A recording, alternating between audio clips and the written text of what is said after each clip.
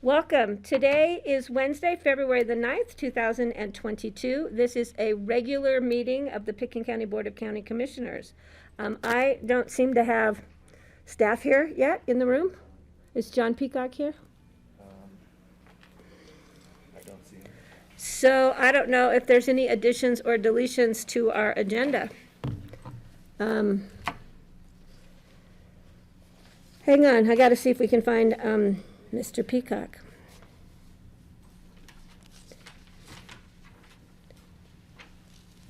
Well, we're going to move forward on the agenda. If there are additions and deletions, we're going to have to come back. So this is a period for public comment, and it's limited to 3 minutes per public who would like to speak. Do we have any members of the public calling in? Who do you have there?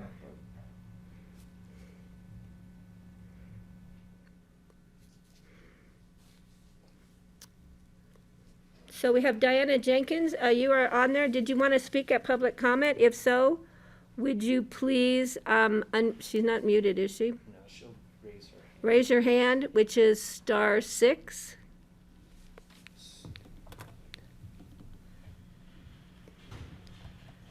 Okay, I'm going to give everybody a few minutes if there's anybody else that wants to call in.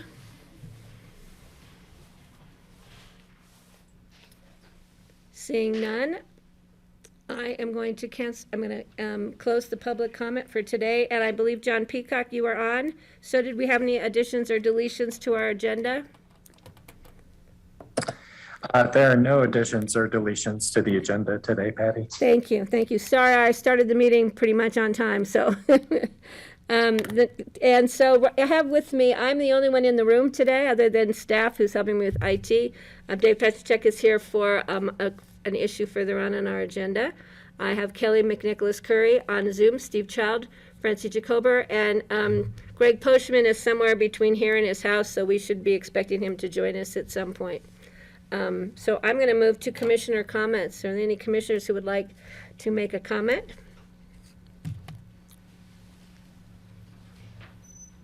I don't see any hands raised. Steve, please. Oh, thanks, John. I'm like, Well, nothing specific. I just hope that everybody is healthy and staying healthy, or if you have been sick, that you are getting better. My whole household had the COVID symptoms. Only two of us were tested. We both tested positive, so we think that all of us have been, have some immunity built up at this point. But this bout was more like a really bad cold, and I know a lot of people are having similar symptoms. So wishing good health for everybody in the community, and take good care of yourselves, please. thank you, Steve. Kelly or Francie, did you have any comments for today? I do not, thank you. Okay, I'm just going to say again, for people to be careful walking around town, and please if you're driving, pay mind to people that are in crosswalks. It takes you a little bit longer to stop. The streets are slippery. The crosswalks are slippery. So don't just expect people to be able to zip across the sidewalk or the crosswalk because they may actually slip. And so we want to give everybody time to be safe. So please enjoy the skiing. I hear it is terrific. And for those of you who don't know, the ice skating rink at Snowmass Village is really fun for the little kids. It's open from 1 to 9. They give you skates. You don't have to rent. You don't have to pay a fee to use the ice.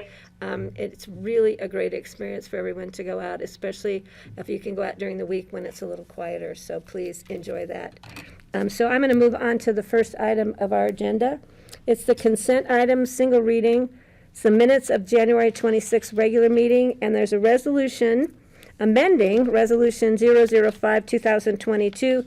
It's appointing citizen board members to our Airport Advisory Board. We've had some early changes. We had Andrew Dreamus, who stepped down. We moved Meg Haynes up into a regular position. We're moving Rich Berkeley into the alternate 2-year position, and we're happy to welcome Michael Solent to the 1-year alternate position. And so I have a resolution before us for that. Does the board wish to pull either one of these items off the consent agenda? Steve? I'd like to pull the number 2 item off. Since Michael is here, I'd like to just have him say some words if he wishes to, and welcome him to the Airport Advisory Committee. Okay, Steve, so we'll pull that item off, so I'll just take a motion for the regular board minutes from January 26th. I will move to approve those minutes. I will second. I have a motion from Steve, a second from Kelly. I don't know where Francie went, but I think she's around. I'm going to call the question. This today is starting off on a weird foot. Sorry, folks. I'm going to call the question. All those in favor, please signify by saying aye. Aye. Aye, so the motion passes 3-0 with Greg not on and Francie stepping out of the room.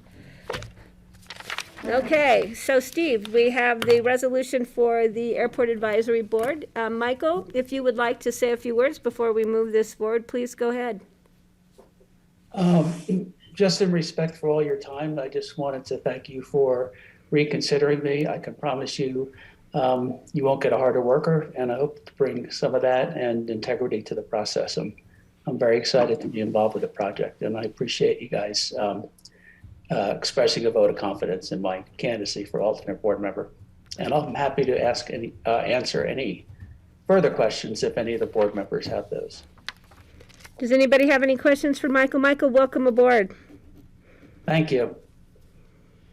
Well, no question, but just a comment. I want to make sure that, Michael, you as an alternate means if there's a full quorum, if all the other voting members are there, you wouldn't be able to vote on issues when a vote is taken, but you can fully participate in all the discussions just as if you were a regular member, and I anticipate that you probably will do that. So we appreciate your still being available to serve on the board. Kind of off to a bumpy start since we weren't anticipating someone resigning so soon in the process. Yeah. But Such is glad life. that you're still here and able to do that. Thank you. And I fully intend on making, every meeting that I can and participating, understanding I don't have a vote, but hopefully I have a say and maybe some contribution to the group. Yeah, as an alternate, you can definitely be at the table and add your comments, and I know that the rest of the advisory board will appreciate your background, so thank you. So I do need a motion to move this resolution forward. So moved. Thank you. I'll second. I have a motion from Francie and a second from Kelly. Any further comments from the board? Seeing none, I'll call the question. All those in favor, please signify by saying aye. Aye. Aye. Motion passes 4-0.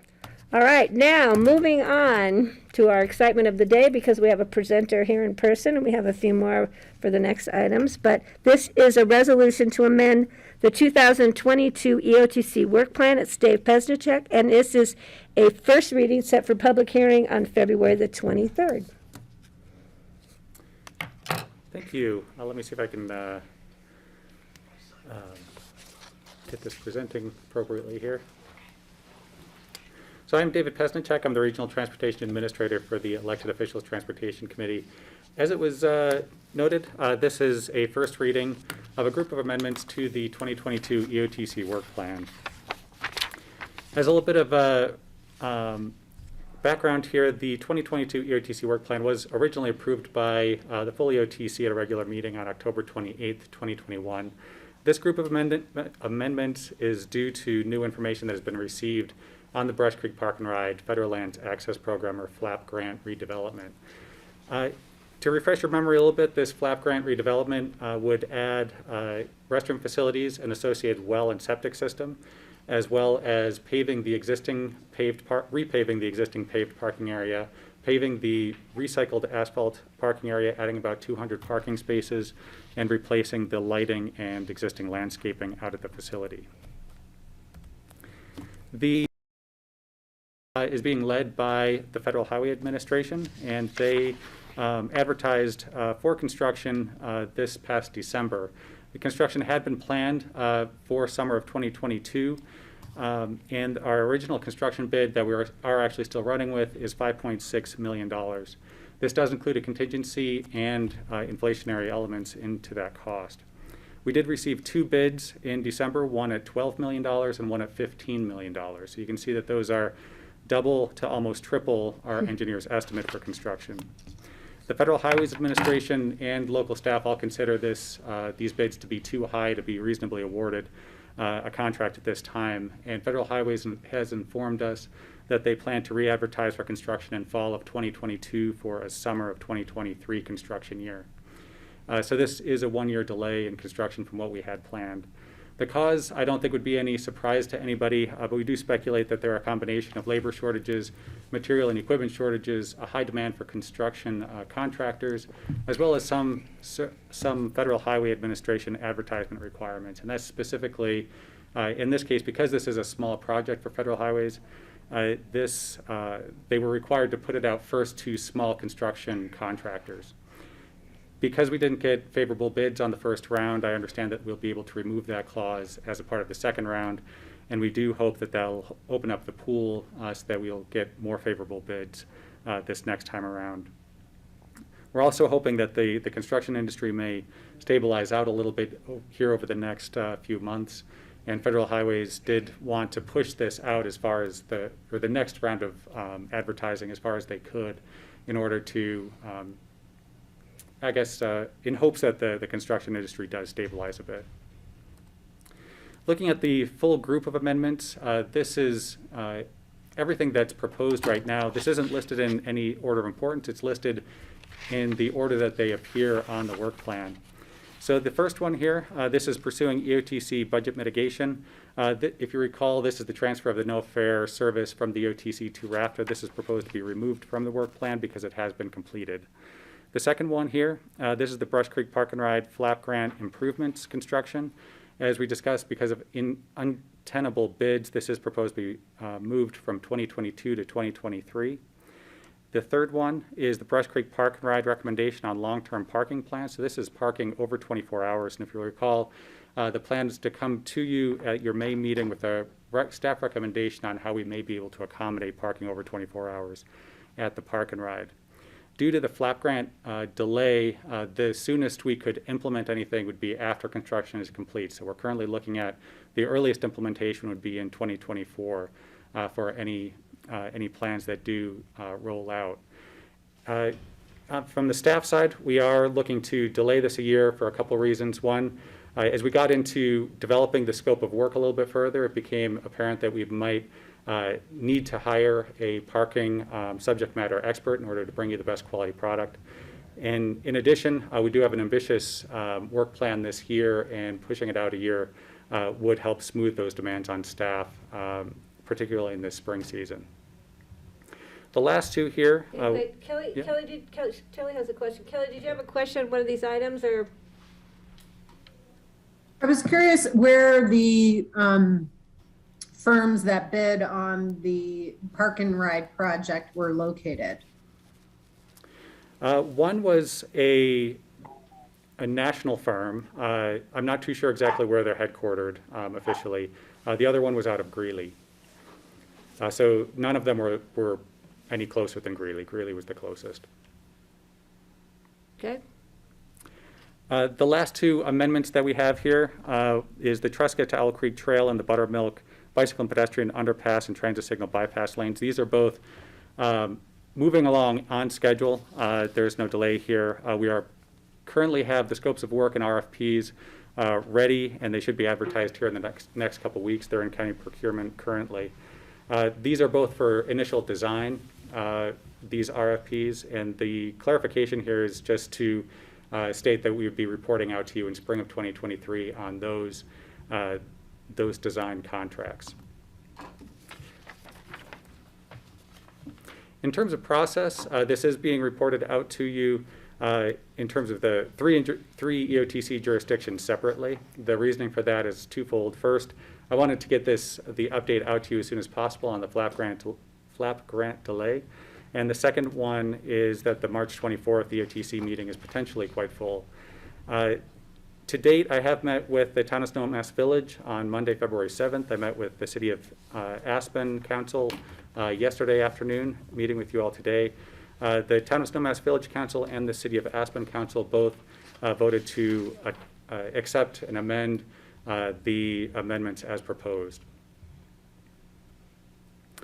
The staff recommendation at this point, because this is coming to you at one of your regular meetings as opposed to an EOTC meeting, so this does need to go through a 2-reading process. So this is first reading, and the staff recommendation at this point is to schedule a second reading for February 23rd, 2022. You do have draft resolutions within your packet for the town, county, and city if you'd like to review those.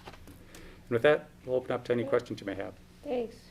I just want one thing for the public to know, because we were on an expected time frame of this spring for the park and ride at Brush Creek to use the FLAP grant. And therefore, the decision was made to move out the shelter that was there on site because of the construction activity. And if we had known it was going to be kicked out another year, we would have maybe looked at funding to keep that shelter there. But in anticipation of the construction project, we had no choice but to move people on from that site. And that was really circumstances out of the county's control, because it's really up to now our working with the Federal Transportation Authority, right? Yeah, FHWA. Yeah, so I just wanted the public to be aware of that. And then I have a question for you, Dave or John. Do I need to call a roll count vote for this? I noticed that at the end of your memo, or do we just do that at the OTC meeting? By the IGA, it's a roll call vote and a resolution Okay. to amend the board. Just want to make plan. sure we're playing by those rules. All right, does the board have any questions about this work plan amendment? Seeing none, and I think Greg has, Kelly, yeah, please. I have a question, just a comment. Thanks, David, for having those Buttermilk Park and Ride signs installed. They look great, and I hope that they generate additional use of transit with another option for out-of-town parking. And if there is a way to monitor that usage, I'd be curious to report out if we see any increases over a year due to it. Were we supposed to have a ribbon cutting for your signs, Kelly, when they got put up? I thought we were going to do a celebration, but we'll have to work on that in the future. I thought that Greg had joined us. Is that right? Or there's a Greg, but I don't know who that Greg is. Yeah, hey Patty, I'm here. Okay. I'm here listening. I'll be online with you in a sec. Okay, because we're gonna do a roll call vote on this. So I do need a motion to pass the EOTC amended work plan. Oh, so moved. Hi, Greg. Second? Greg moved, Steve seconded. I'm gonna make this a roll call vote. So Francie DeCover, how do you vote?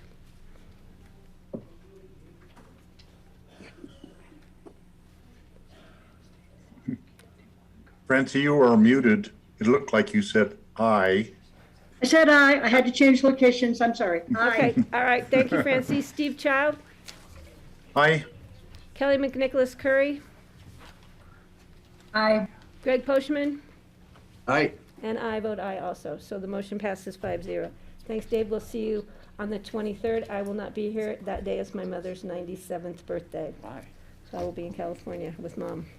All right, thank you. We're going to Thank you. move on to the next item on our agenda, which is an ordinance of the Board of County Commissioners authorizing the Pickens County Sheriff to impose and rescind bans on open fires and prohibitions on the sale, use, and possession of all fireworks in unincorporated Pickens County at any time during 2022.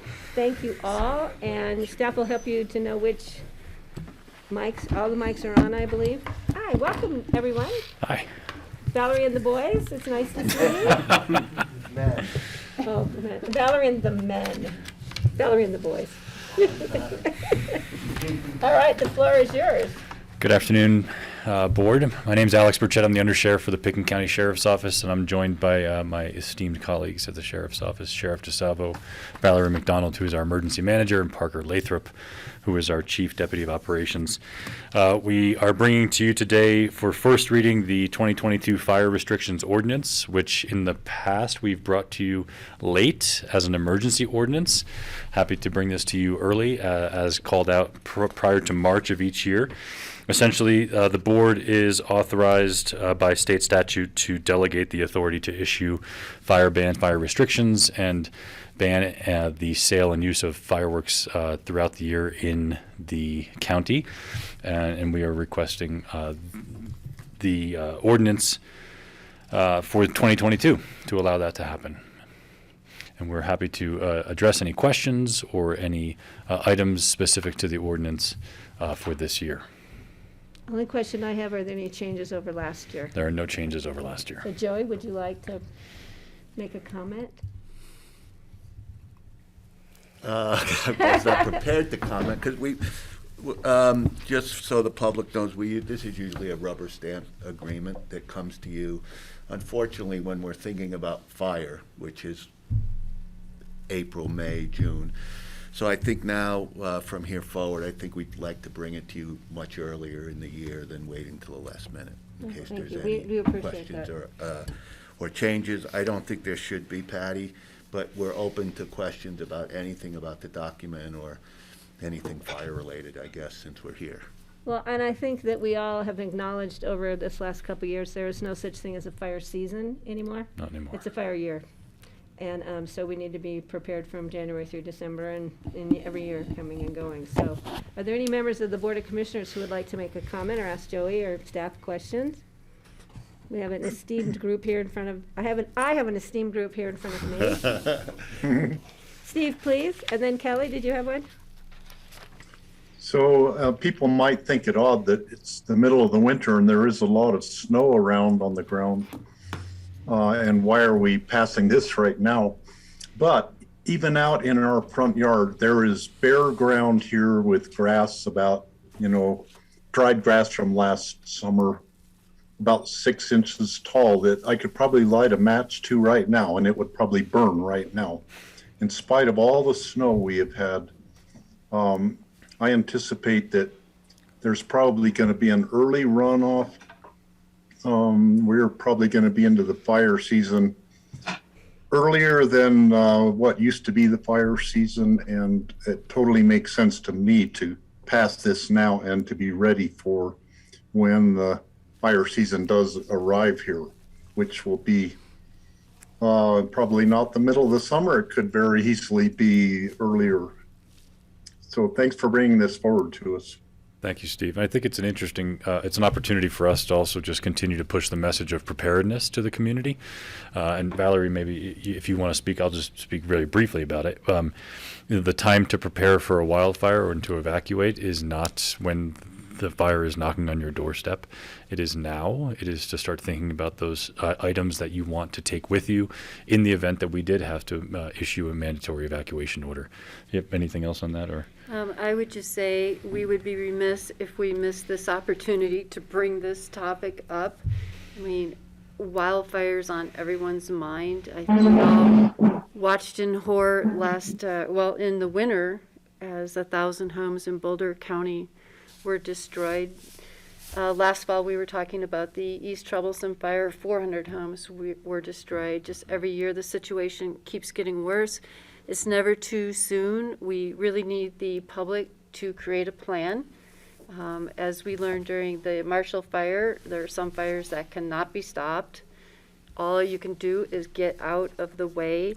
So you're going to see a lot of messaging this spring around evacuation planning, what people need to do, have their plan, pack their bag, know their evac routes, etc. And in the meantime, feel free to reach out to your fire department to get information on hardening your home and creating defensible space. And there's a wealth of information on pickinwildfire.com. There's a wildfire action guide in English and Spanish, but feel free to reach out to any of us. Great. And Patty, just to add to that, I want to encourage every citizen to sign up for Pick and Alert. We do have iPause, which I know is a kind of a hot button topic right now for the Boulder fire, the Marshall fire. So that system has been in place in Picken County for over a year, I believe, our iPause alert. Years.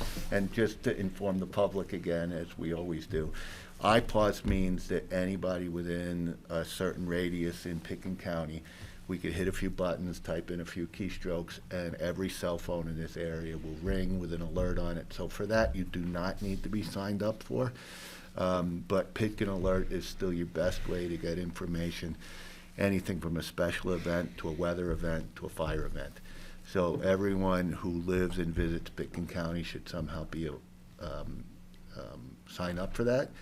If not, our system is robust enough to reach you if there's a fire.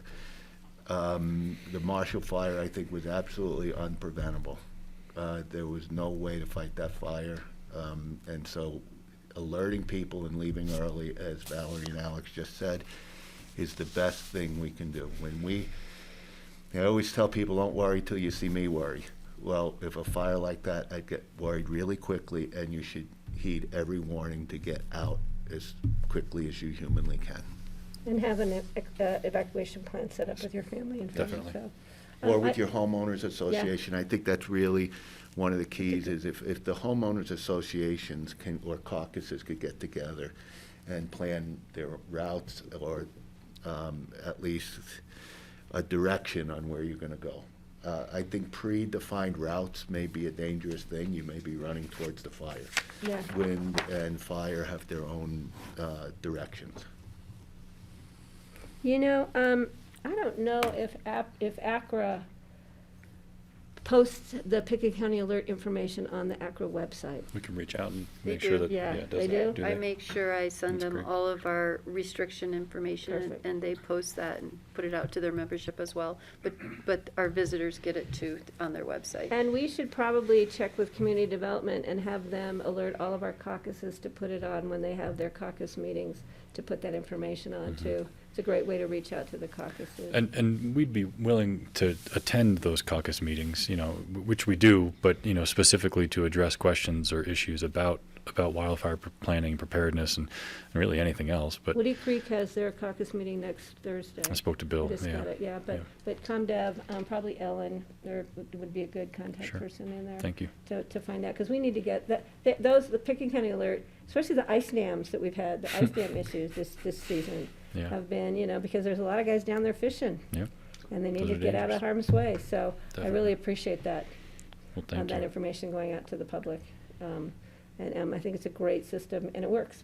It does. It works, so, okay. Any other questions from the board? Kelly, did you have something you wanted to ask, or are you good? Okay, so we will be passing this today, moving it to second reading on February the 23rd, so I would like a motion to approve. Also move, Patty. Thank you, Steve. I have a motion from Steve, a second from Francie. Any further comments? Seeing none, I've got all board members back now. You guys are like testing me today. All those in favor, please signify by saying aye. Aye. Aye, motion Aye. passes 5-0. Thank you. Thank you. Thank you all. Esteemed gentlemen and Lady. Thank you. Madam first person on my list for emergency response. That's right. All right, thank you, guys. We appreciate it. Stay safe out there. Thanks for getting in front of this. All right, next item. Moving along, we are at, Jody, are you here with us? Yes. So we have 1, 2, 3, 4, 5 leases, right, Jody? We have six leases. And, yes, and 5 ordinances. Okay. I'm like, well, okay. So, and we need to pass each ordinance separately. So Jody, why don't you do the overall presentation? We'll see if there's board comments on that or individual lease comments the board might have. Wonderful, thank you so much. I'm just going to remind the board, we came to the board with the airport leases, or we started several months ago, and there was a change that needed to happen in the policy for the selection of that. During that time, we had 3 different tenants move around. We had leases that expired, and we had new lessees move in. So this is kind of a big housekeeping item for the airport employee units. So just as a reminder, there are 3 on-site airport units, and there are 2 off-site. The 2 off-site are down at Willits area. And we're going to approve all 5 of those units today per ordinance. I'll just kind of give you a high level of each of the units. So 103 103 Owl Creek Road has a new tenant moving in on March 1st. 105, we had 2 employees move in together, and that is a single lease now.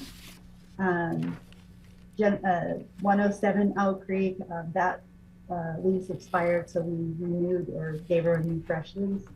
1300 East Valley Road is a brand new tenant. We had somebody leave and they're moving in on the 1st. And then 1400, we have Eric and Adam. They are roommates. And so that's why there's 1 ordinance, 2 leases for that unit. Again, we're kind of in a housekeeping measure as we have been working on all of the policies, the leases, and the management of the units. The selection process for the airport is a bit different, and it's spelled out in the policy that was attached in your file, in your packet. We deem it to be fair and equitable, and all of the airport units are purchased and can only be used for the airport housing program and not for any of the other general ones. We do qualify each employee, and that's one of the housekeeping items, is that none of the airport employees had gone through the APSHA qualification, so that has been completed. They're all in their categories, and the leases have been drafted. Those are before you today, and if this passes, we will approve and set for our 2nd reading on February 23rd.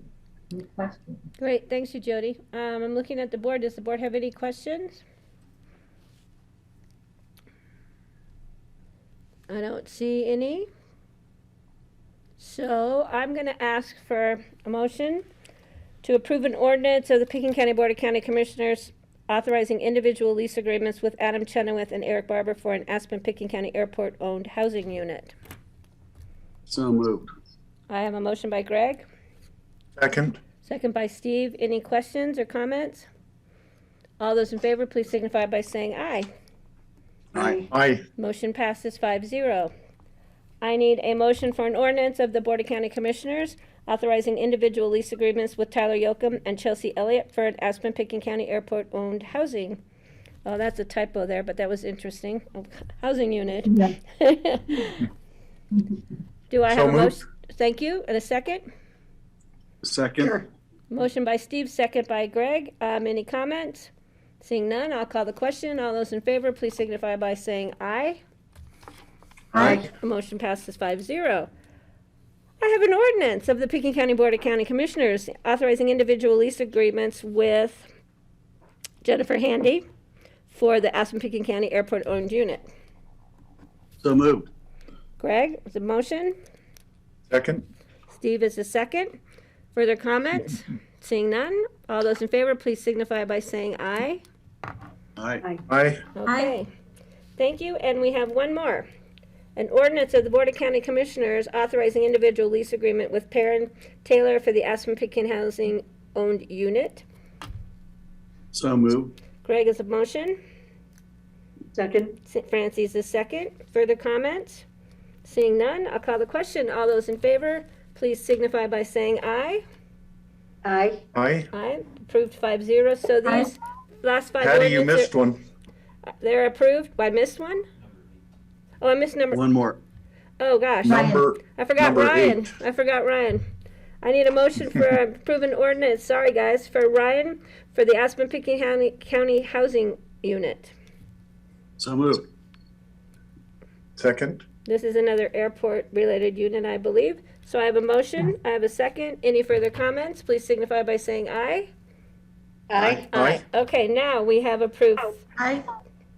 the ordinances, and these will be set for second reading on February the 23rd, when Francie will be running the meeting, so. All right, thank you, Jody.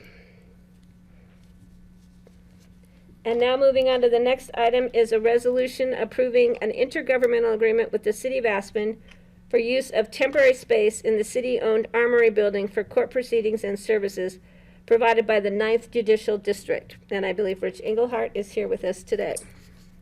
I am. Thank you, Patty. Board Rich Engelhardt, Deputy County Manager. We had the opportunity yesterday to spend some time in the work session discussing some of the particulars around this agreement. And for the public today, just to recap that conversation, this is really driven by a request from the 9th Judicial District to look for locations during the construction projects that are going to be taking place in the courthouse. And that's a phase 3 of the renovations that are taking place there. We were fortunate enough that the timing worked out well with the city of Aspen. We were put together by both manager's office to come up with a plan to put this in motion. And we're happy to report that with the help of Jody from our facilities, certainly from Judge Boyd, and the involvement from the state and those in law enforcement as well, we were able to tour the building, and it looked like it was a great fit for us. And so from that point, worked with the city, and we have now got an intergovernmental agreement that you're considering today for first reading. The way that it works with us is that we need to do a 2-reading resolution on this. The city of Aspen will take it up in about 2 weeks, and that'll be about the time you hear this in second reading, and they just have a one-step process for approval. So this is coming to you in advance of going to the city, but in essence, it is an agreement that allows us to utilize some space dedicated strictly for the 9th Judicial, and that's about 6,200 square feet in the Armory building, the old City Hall, and about 1,993 square feet of shared space. And those are hallways, bathrooms that both our staff or the 9th Judicial and the city would utilize. There was a price that was set based on conversations with the city, and then also it coincides with what we also charge as far as our nonprofit rates as your contribution to the Health and Human Service building. And so it lined up well with at least establishing a value for this. It works out that this will be a monthly payment that we will make. We will come to the board with a supplemental appropriation to cover all this. And it's set up on a monthly basis with the intent that we're hoping to be in and out within 7 months. But if it needs to extend past that period, we can do it on a month-to-month with the city. We hope that it's not going to go any longer than a year's time, because if that's the case, we would have set this under a lease agreement rather than an IGA. The cost associated with this is $23,870 a month, and that includes payment for janitorial services and also portions of the utilities involved in the utilization of that building. So with that, the agreement spells out what the city of Aspen will provide and then what Pickens County will be providing. And so in addition to just renting the space, we will be taking on some snow removal for the direct access into the building. There'll be some parking management that we will take on as well, as far as some signage and enforcing the parking there. And then both the city and the county have agreed to insurance provisions within this, so that while we're in there, that both of us are still covering what we need to as far as the insurance aspects go. So, and that's spelled out in detail within the IGA. So unless there's anything else, Patty, I'll turn it back over to you for board action. Per our discussion yesterday, just so the public knows, and I think there's still going to be some city departments operating out of that building, but everybody will have to go through a security system because of being a court system, it is under a secure parameters for people coming and going from that building. Yeah, and so grateful to the city of Aspen for helping us work on this. This is important. Public also needs to know that we are responsible for managing the 9th District Court system. We do not get reimbursed from the state for this. We have obviously applied for grants for the historic renovations and issues with the historic courthouse building, but any of these other expenditures do need to be paid for by Pickens County out of, I believe, our general fund, right, Rich? Yeah, that's correct. Okay, yeah, thank you. So I think, Greg, you had a question, and then I think Steve.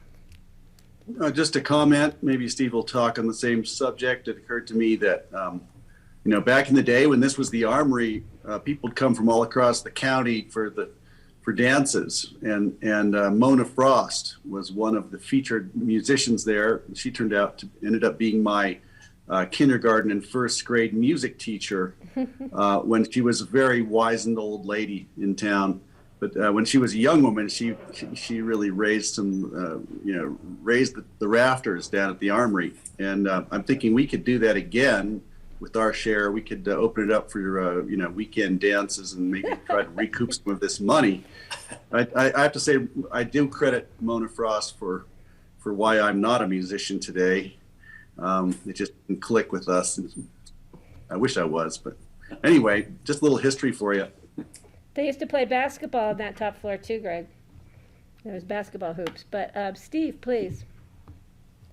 So I was wondering what's going to happen with any sort of paperwork or materials that the courts will need. Are they going to move all of their stuff over there, or are they going to still be able to store some things in their office in the courthouse and then go retrieve it as necessary? I was just Steve, curious about that. I think it's a good question. I think Jody's on, who's been working much closer with them. I did mention yesterday that we are going to have some costs up and above these monthly we'll be talking to the board about. I mentioned yesterday around $35,000 that helps with some storage of these documents. But Jody, do you want to talk to that a little bit more? Yes, thank you. Great question. So we are moving over on March 10th. And what we've asked all of the non-judicial and the nonprofits that we house in the courthouse, as well as the district attorney, they will be just taking the boxes that they need for about 7 months, their day-to-day stuff, and their chairs. The non-judicial and the DA, their IT departments are coming up, and they'll move all of their IT and equipment over. And we're making arrangements and a written plan that if they do need to come back into the courthouse to get a document, because really none of the phase 1 and 2 areas are going to be disturbed. The reason we're moving them is because of the noise that's going to be generated from working on the second floor and the roof, and then placing the stairs outside. So we're asking them to take what they think they need, but if they have to come back and get something, we will escort them into the building and they can get it. This way we are minimizing some storage costs. However, we do have to store the courtroom furniture, but the documents and their vaults and all of that will remain in place. And we will have some moving people's time and in there. So we're asking them to bring minimal and go back if they need it. And we'll be having that as a safe escort. Great, thank you, Jody. Okay, that definitely simplifies things. They don't have to move absolutely everything over. And I was just, I guess in my dream last night, I was dreaming of a chain of people carrying stuff from the courthouse down to the Armory, moving it down there. I don't know if that's how they're going to do it, but that's what I saw in my dream. It was like when ComDev moved their stuff over to the new building over here, and they did the Beatles, kind of walking across the street with just their laptops in their hands. So, yeah, their iPads, yeah. So I do remember that photograph. It was classic. Any other comments from the Board of Commissioners? Greg, do I see you? Only that I took that picture, Patty. Thank you. You did? It was a great photo, Greg. It should have had photo credits, to Greg Postman. Yeah, it was a great shot. So now you need to capture the courts, but we want the judges wearing their robes across the street. Any other comments from the board? All right, if this is approved, it will move to second reading again on February the 23rd. Do I have a motion? Well, I will move to approve this resolution approving the IGA with the city of Aspen about the use of the Armory building. Thank you, Steve. Yeah, I'll second. Thank you, Kelly. So I have a motion, I have a second. Any further comment from the board? Seeing none, I'll call the question. All those in favor, please signify by saying aye. Aye. Aye. Aye. Motion passes 5-0. Thank you. Thank you, thank you. Thanks, Jody and Rich. And now we're going to move to item 11, and this is a Board of County Commissioners resolution approving an amended and re-adopted intergovernmental agreement re-establishing the Rudeye Water and Power Authority, and I believe we have County Attorney John Ely here for us. Thanks, Patty. Good afternoon. The resolution in front of the board is a little interesting, I guess, in its title, the readoption and reestablishing of the Rhode Island Water and Power Authority. The reason they stated that way is because the Rhode Island Water and Power Authority, RUAPA, has been in place for quite a few years, going on more than 35 now at least. It began between the city of Aspen and Pitkin County when the power plant was built at the base of Rudai Dam. The power plant was located within the jurisdiction of the county, and the city has a electric utility so that they could distribute the power generated, or the credits on the power generated, to their customers.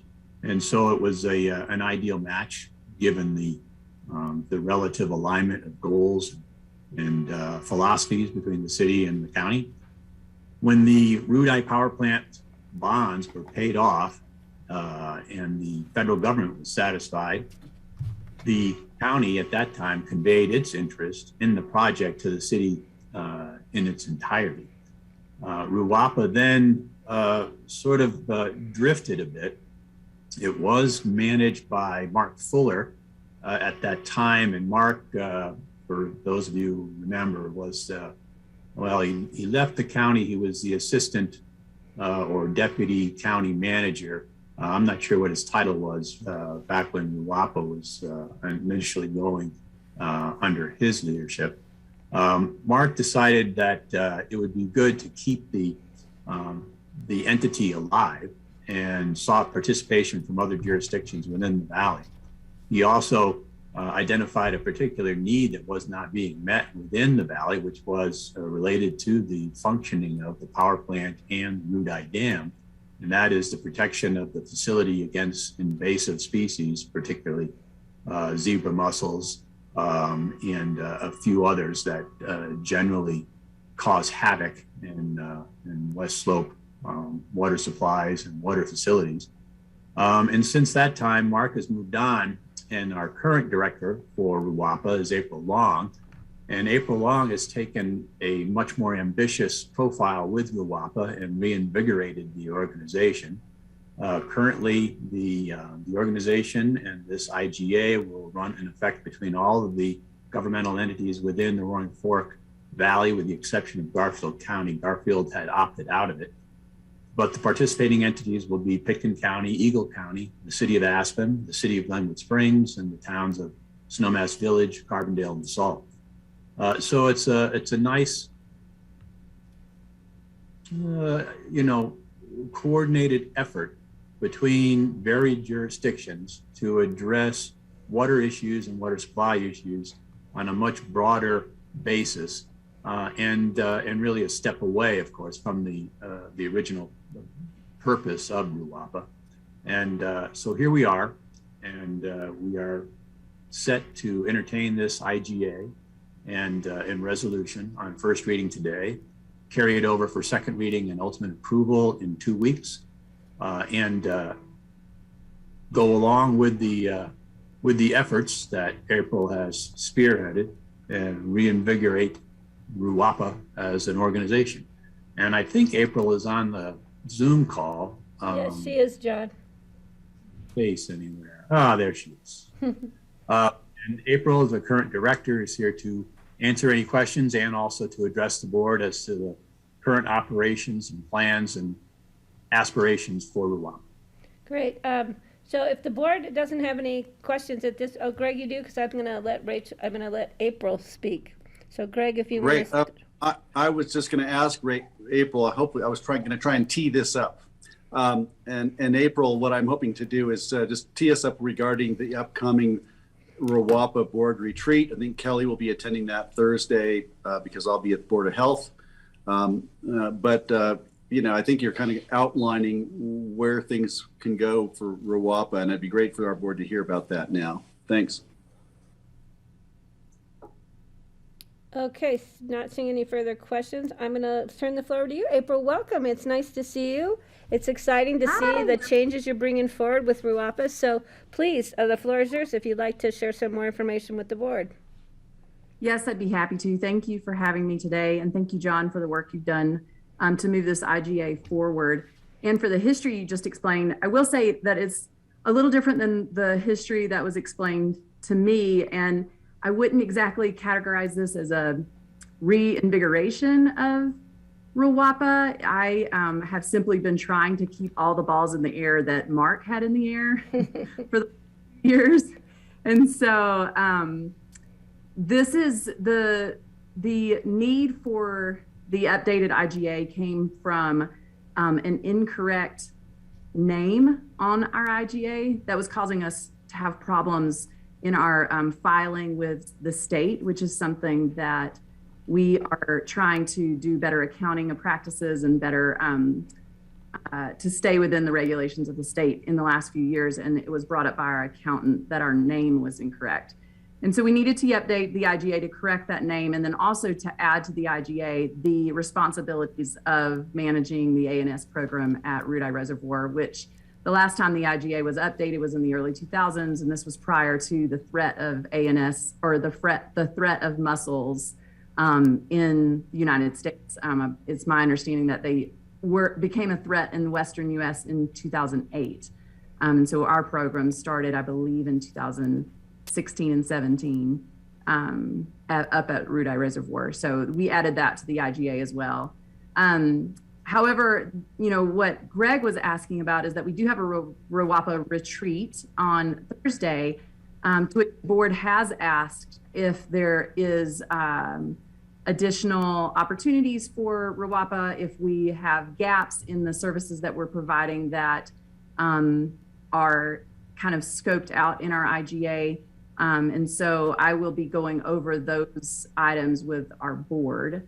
On Thursday, in preparation for that, I have been interviewing all of our participating entities' staff to understand if RUAPA is meeting their expectations, or if there is assistance that we could provide kind of as an extension of staff, or as a consulting resource, or just, but only on matters that affect the entire watershed, not individually for each jurisdiction. So looking for those areas where we collaborate and coordinate, and there is a need for that to have a larger presence. So that's what's coming up this Thursday, and I'm sure that Kelly and Greg will be able to report back to you what the board, what path forward the board chooses after that. Great. To answer any question, thank you again for the time. I see Steve Child has his hand raised. Steve, please. So April and Greg also, I have some ideas about the electricity production from Rudeye, which there have been problems with that. I think the biggest problem probably has been that the Bureau of Reclamation does not fill the reservoir clear up, so you don't have as much of a head pushing water through. And if the board could somehow work with the Bureau of Reclamation and try to get more water put into Rudeye at the beginning of every season, even in a drought year, because so much of the water is used late in the summer from Rudeye for the 15-mile reach down by Grand Junction for the endangered fish species and various things. There, different entities are leasing their water downstream. So the more full we can have the reservoir at the beginning of each season, I think the better off for everybody downstream. And it would also increase the electricity production. Two other points about the electricity production. And I noticed this was the first I knew about XL wanting to do the forebay down below and use it for peaking.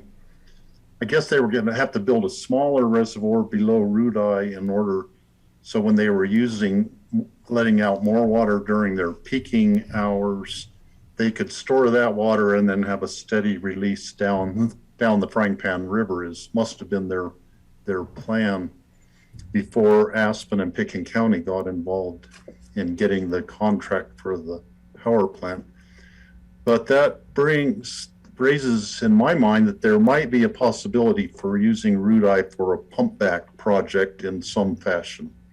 And if the board could look at the possibilities of that, I think it would be, that there might be a possibility there for a pump back project, which would be highly valuable for our local electricity use. And the last point is one of the reasons the hydroelectric production was dropping was because of the turbines being waterlogged by the water not leaving quickly enough down the Frying Pan River. So the water level was too high and that water would back into by the turbines and create what is called a waterlogged condition, which decreases the electricity production. And maybe the board could consider some engineering solution to that that would actually lower the amount of water just below the reservoir so that you could generate more electricity with just a little bit of it require modification of the stream bed to lower it a little bit and have the water leave a little faster would be I think what would have to be done. So those are just some of my thoughts on how the electricity production could be increased or made more valuable for the city and for the board to consider. So thank you. Great, thanks, Steve. Good point. April, did you want to comment on that, or can I move to Greg here, or Greg, did you want to comment on that? I can, April, and I can. April, I was just kind of smiling because we talked about this. I think I brought it up a couple meetings back about trying to do pump back storage, and the challenge was, could the forebay at the bottom actually be modified to become a reservoir to hold that water that could get pumped back up, and would that be reasonable? And to hear Steve talk about how Excel had actually contemplated this early on is actually kind of gives me some confidence that maybe that could be done if they were already planning it. And so I would love to pursue that. I think, pump back storage, hydro storage is actually about 95% of America's electric energy storage right now. And it will be for a long time to come. It's going to be less expensive and more efficient than battery storage for a while yet. So I think it's something worth looking at, and I've mentioned it to Holy Cross, and I've mentioned it to the RWAPA board, and I've talked to the city of Aspen about it.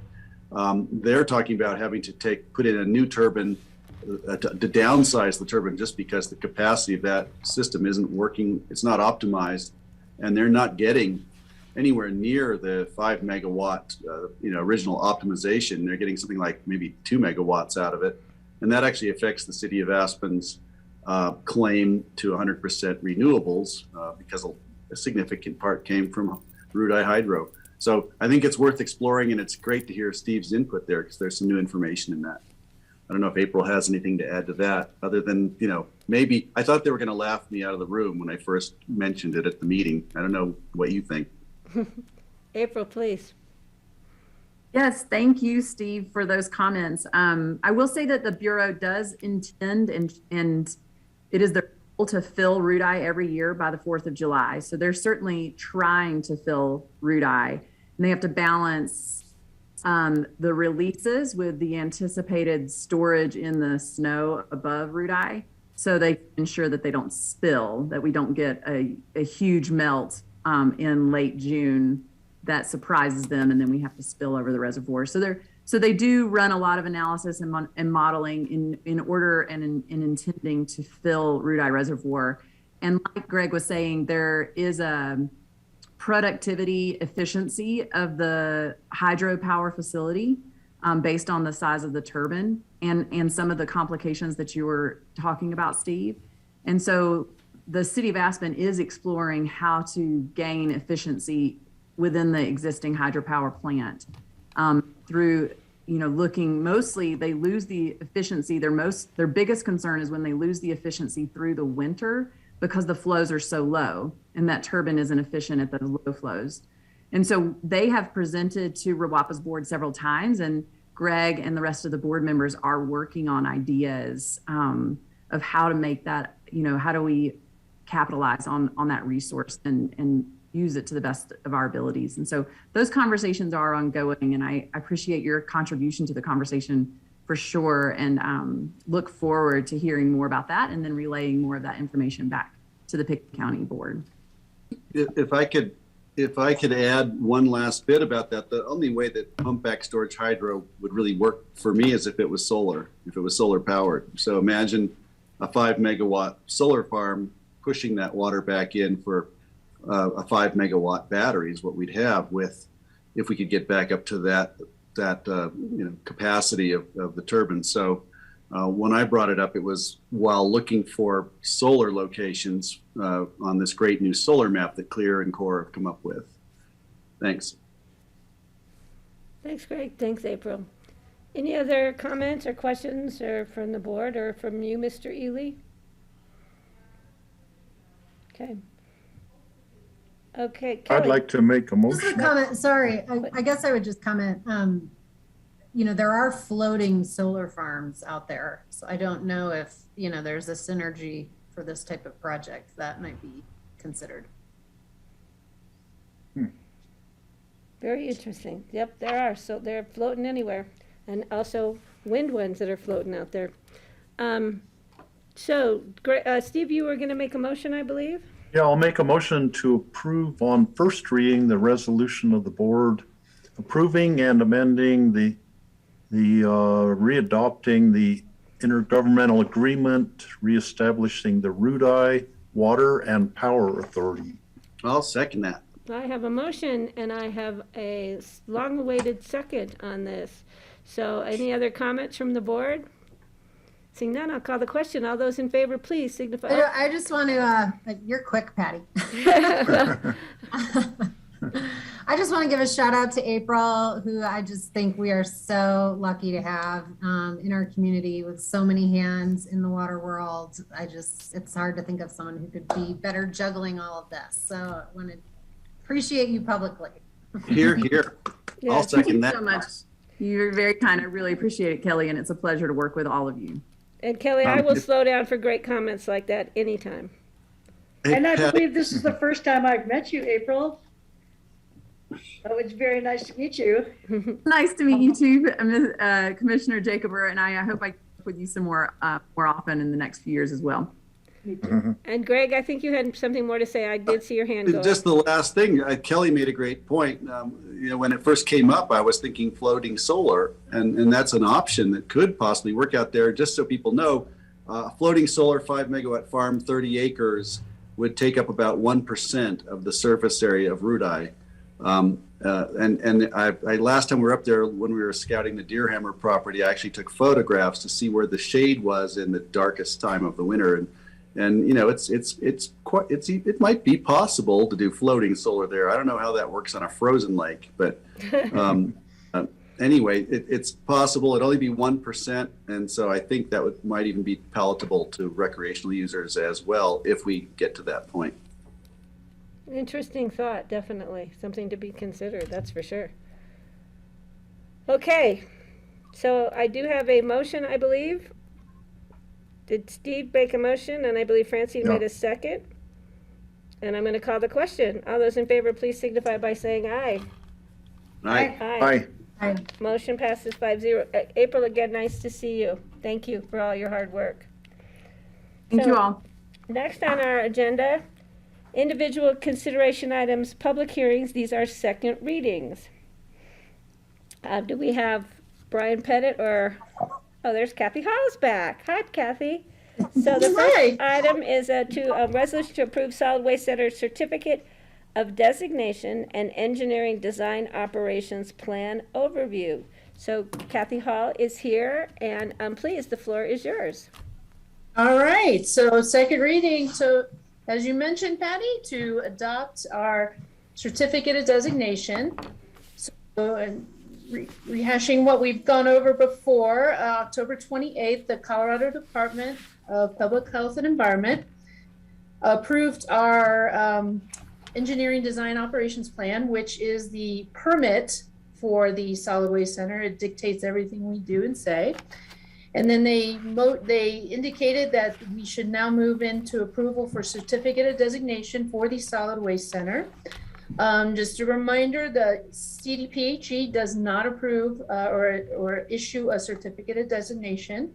That is reliant on the Board of County Commissioners, Pickens County, to do that. So the last time we did our current certificate of designation was done in September 3rd, 1968. It's outdated. So with the recent completion of our new engineering design operations plan, which incorporated the northern lateral expansion that was just completed, we need to now move forward with an updated CD. So the CD did go out for public comment. It began in January 21st, 2021. It was open for public comment for 30 days. It was also published in the Aspen Times and on our webpage. We did not receive any public comments. So the CD will incorporate designating the solid waste center on a 251 acre tract of land that we currently sit on, 6.15 million cubic yards designated for fill of solid waste, transfer area for recyclables, year-round household hazardous waste collection, 13 acres permitted for compost, waste tire collection area, leachate control and containment, and aggregate processing. So with that, I guess it opens for public comment. Okay, does any of the members of the board have questions for Kathy before I open the public hearing? Seeing none, this is a public comment. This is a second reading. I'd like to invite any members of the public who may be wishing to present comments. And so I think we still have one person on the line. Is it Diana? And if you would like to submit a comment, you need to *6 to right, *9 to raise your hand. *6 is to unmute. *9 is to raise your hand. So this item on our agenda is about our certificate of designation for the Pickens County Solid Waste Center. And I think we have the information up on Grassroots as far as how to call in or how to be able to come into us and present comment. Thank you, Andrew. All right. I am seeing no hands raised, nobody calling in, so I'm going to close the public hearing on this item and bring it back to the board for either more comment or for a motion.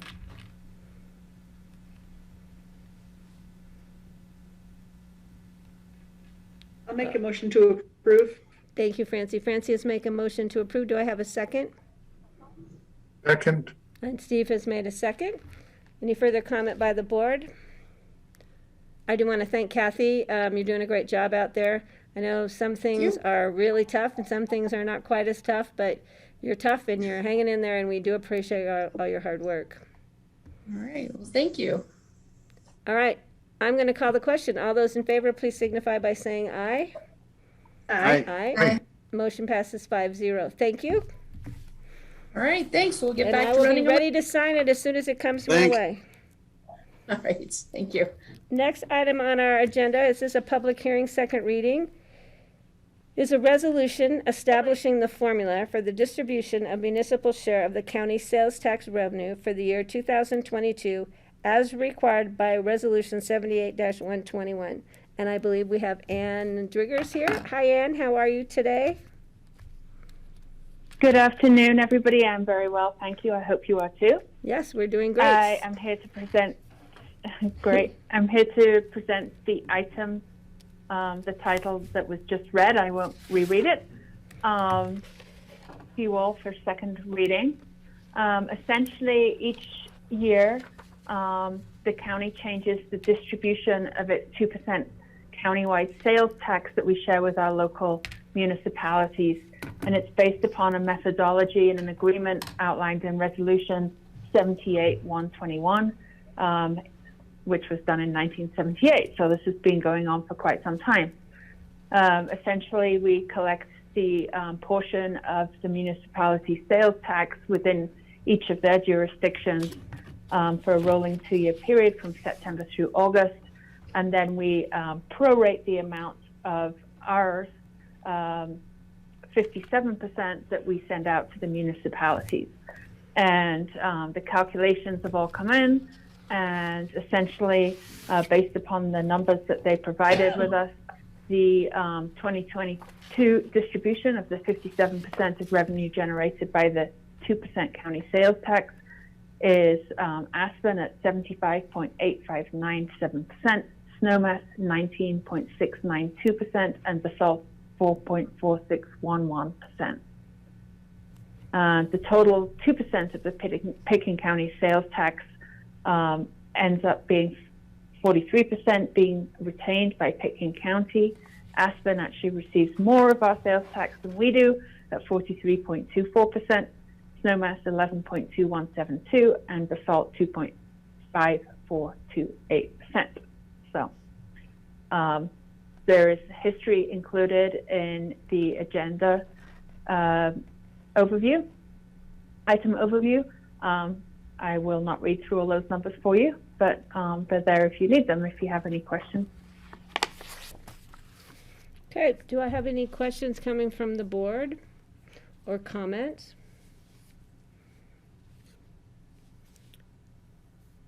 Seeing none, this is a public hearing. I'm going to open this item up for public comment. Are there any members of the public wishing to comment on this item? You need to do *9 and *6 to unmute.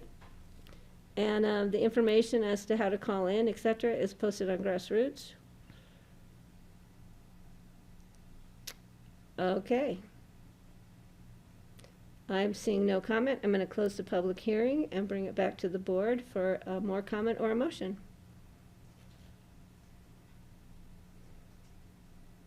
I'll make a motion to approve on second reading the resolution establishing the formula for the distribution of the municipal share of the county sales tax for the year 2022.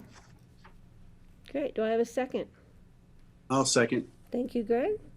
Do I have any further comment from the board? You're welcome, City of Aspen.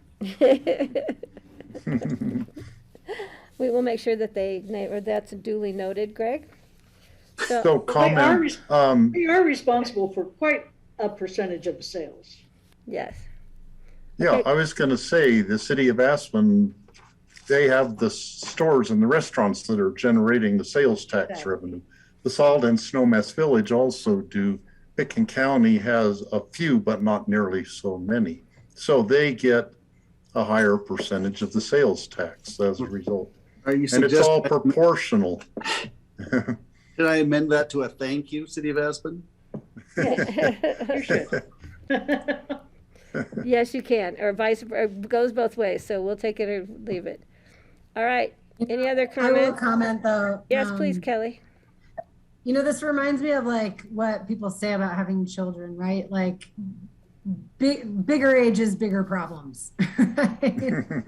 Small age, smaller problems. And sometimes I think about that in terms of, you know, our sales tax revenue and when we, I think just in government get criticized that we're just interested in chasing the buck and, you know, doing whatever we can to raise our revenues. And, you know, sometimes it feels like bigger revenue, bigger problems, right?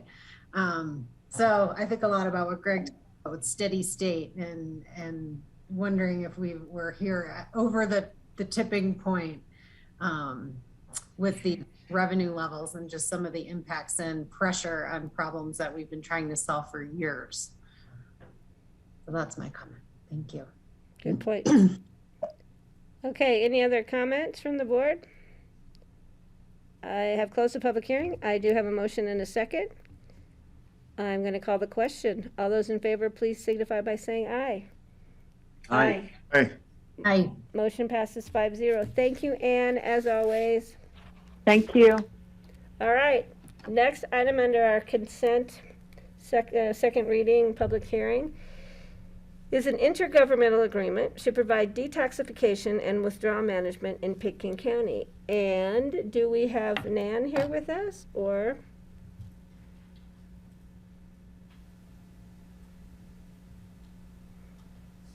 Give me just a second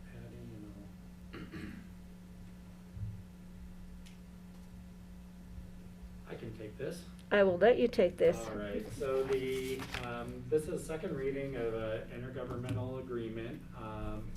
It is really realigning our partnership that has existed for the provision of detox services.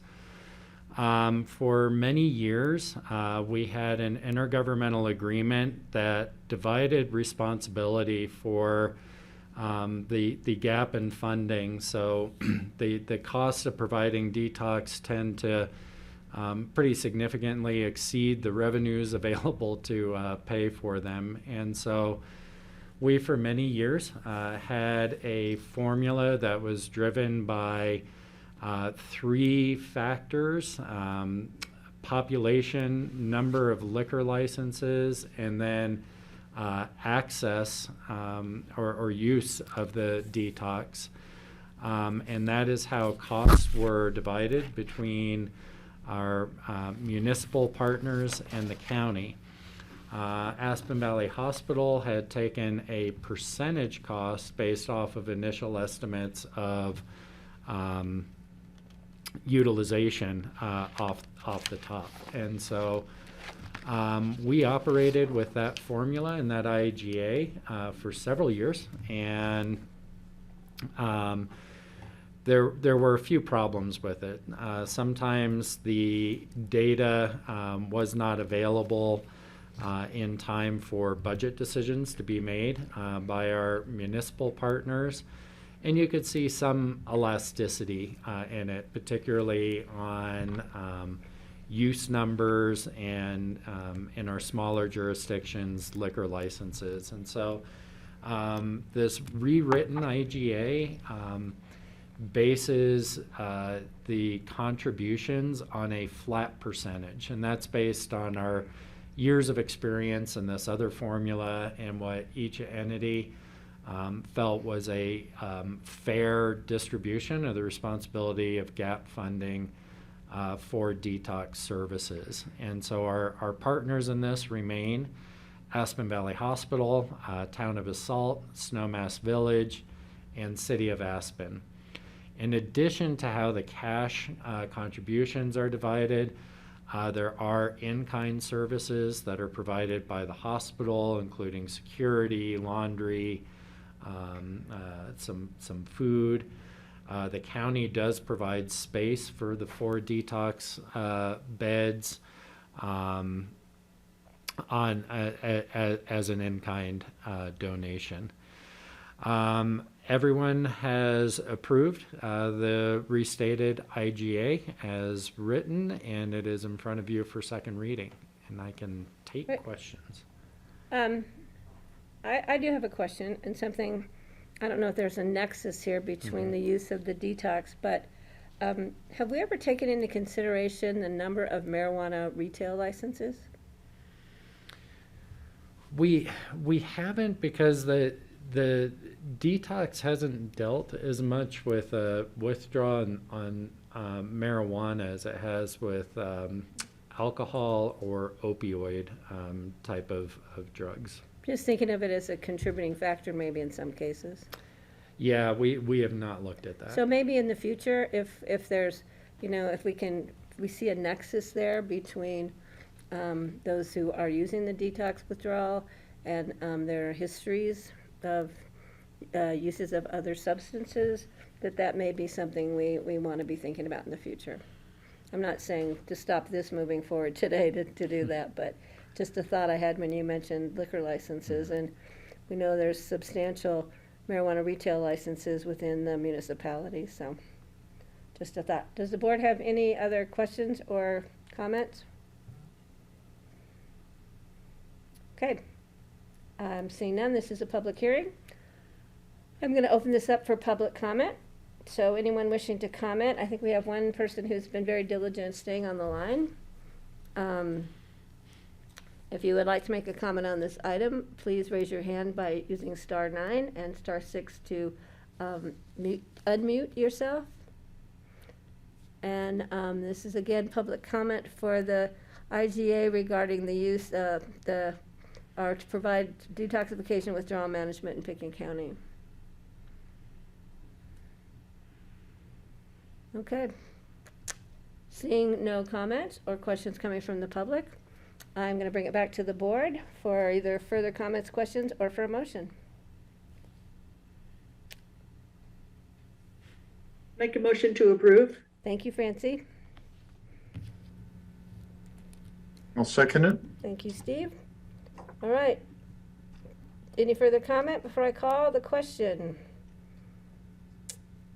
Seeing none, I just want to thank Nan for her efforts to keep this program going and her creativity as always to bring in partners so that we can provide a program such as this. And we all, I think wish we had the ability to do more for this population. And maybe in the future with kind of regional programs, we might be able to do so. So I'm going to call the question. All those in favor, please signify by saying aye. Aye. Aye. Motion passes 5-0. Thank you. And I want to make sure I did close that public hearing, so. All right, so now we are moving on to our land use public hearings. And the first item is a land use public hearing for a resolution approving the Water Gap Ranch LLLP special review for limited development conservation parcel TDRs. This was continued from January 12th, and we are going to continue it today to March the 9th. This is a public hearing. I'm going to open it, see if there's any members of the public who did come in today to make comment. If you would like to speak and you're on the Zoom meeting, please do *9, *6 to unmute. I'm going to leave that open, and I will continue the public hearing along with this item to March the 9th. I need a motion and a second from the board to do so. So moved. Thank you, Greg. Seconded. Thank you, Francie. I have a motion. I have a second. Any further comment? Okay, this will be continued to March the 9th. All those in favor, please signify by saying aye. Aye. Okay, thank you. Thank you, Suzanne. All right. That public hearing was continued. Now we have a public hearing on a resolution granting annual review approval to the Redstone Castle for 2020-2021. Suzanne Wolf. And I believe the Carvers, Mr. Carver, is here. So welcome to our meeting, and to both of the Carvers. Nice to see you both. So Suzanne, I will give you the floor to kick this off for us. Thanks, Patty. Suzanne Wolf for Community Development, and Steve and April Carver are both, looks like, on screen with us. So this is an annual review. I think most of you, maybe Francie not as much, are familiar with the review process we went through for the Redstone Castle with the Village Lodge Preservation Zone District and creating a master plan for use of the property and the activities.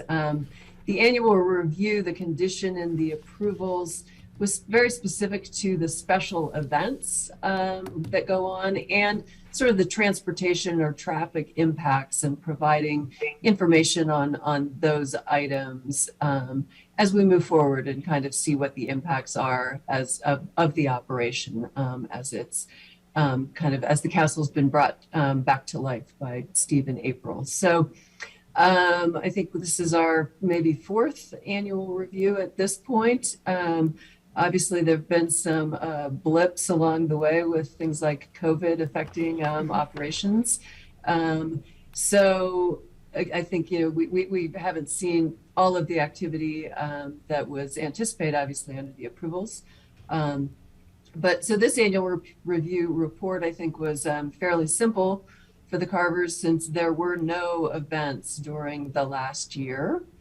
They did provide numbers on tours that were operated, as well as the lodging use that occurred on the property. So those numbers were all included in their report. Nothing that is outside of the parameters of their approvals. So that's all consistent with the VLP master plan. There were no complaints submitted to staff. The Carvers did report on a few, times they received complaints about speeding on the road and how those were addressed. The neighbors, Evelyn and Cindy Harper, did submit a letter that was included in your packet. So that was the only public comment we received for this annual review.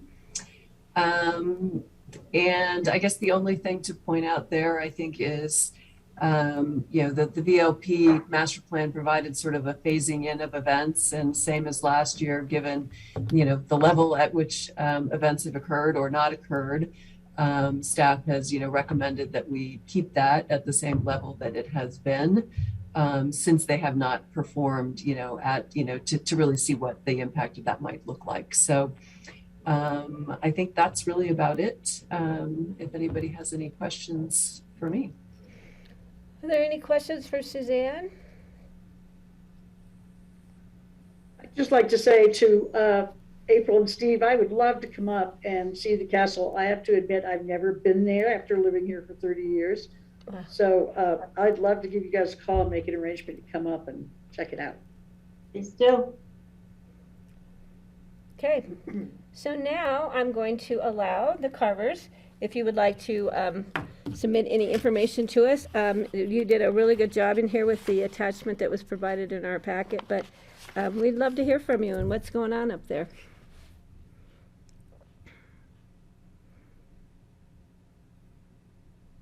You're on mute, Steve. You need to unmute, Steve.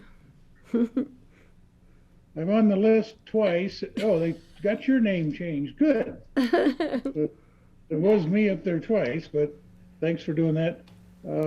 It was a slow year. It's been a kind of a turbulent time with COVID, and we're just trying to get through that, and we're thankful that we have been able to.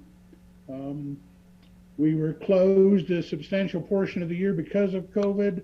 We've determined as a result of that not to be open during the winter seasons for this period. And as things change in the future, that might change.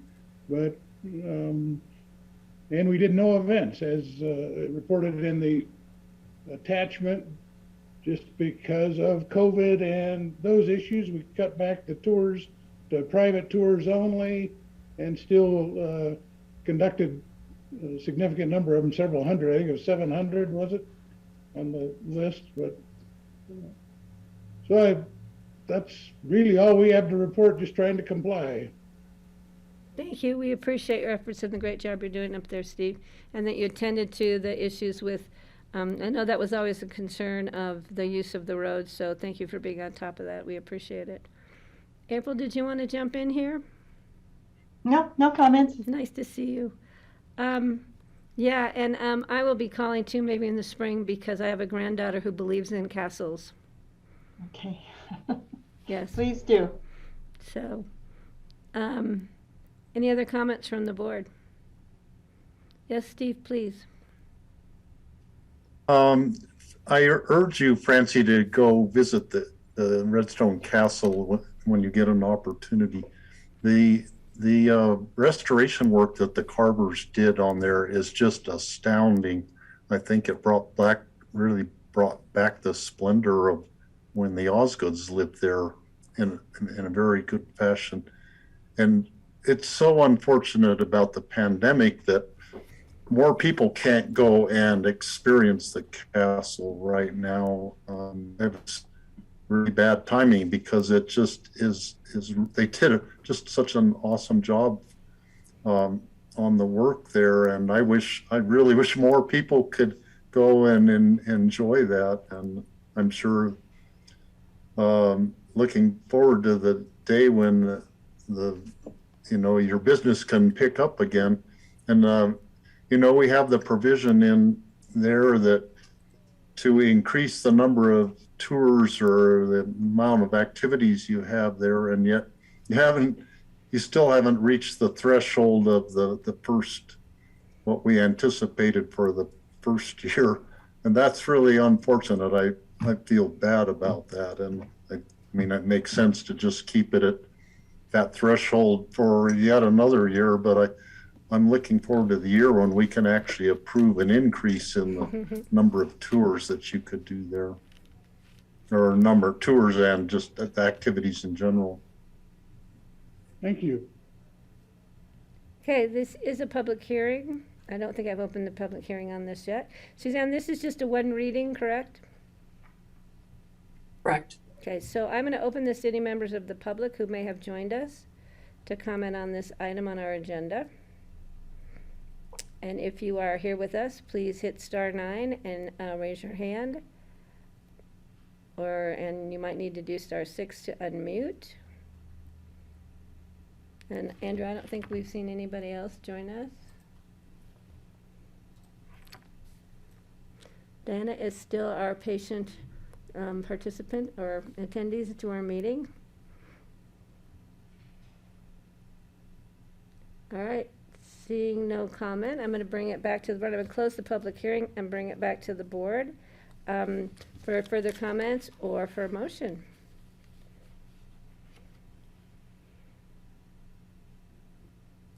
I'd like to make a motion to approve the resolution granting annual review approval to the Redstone Castle.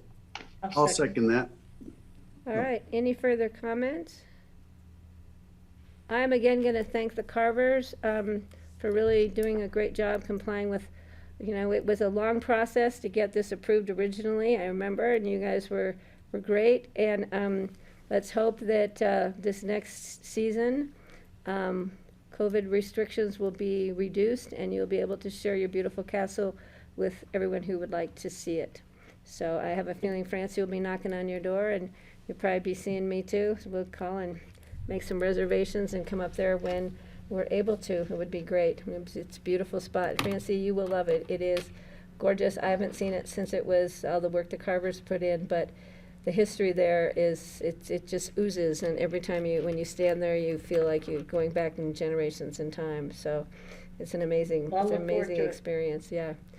All right, I'm going to call the question for the board. All those in favor of this approval, please signify by saying aye. Aye. Aye. The motion passes 5-0. Again, thank you. It was nice to see you, Mr. and Mrs. Carver. Thank you. All right, to the board. We are now moving into land use actions. We have an ordinance approving amendments to the 2006 Pickens County Land Use Code Title 8 of the County Code specifically related to GMQS exemptions, definitions, and uses. This is a first reading, and I believe is it a public hearing too, Suzanne, on first read? I think actually we were publishing it for public hearing for the second reading on this one. Just wanted to clarify. Okay. And I'm going to step into Joanna's shoes to run you through this one. Okay, thank you. But yes, actually, first I will thank Joanna for being willing to take on a few code amendments for us. As you all know, we have a never-ending laundry list of amendments, and Joanna just sort of got it flowing by trying to pick what she called low-hanging fruit to do some cleanup things in the code.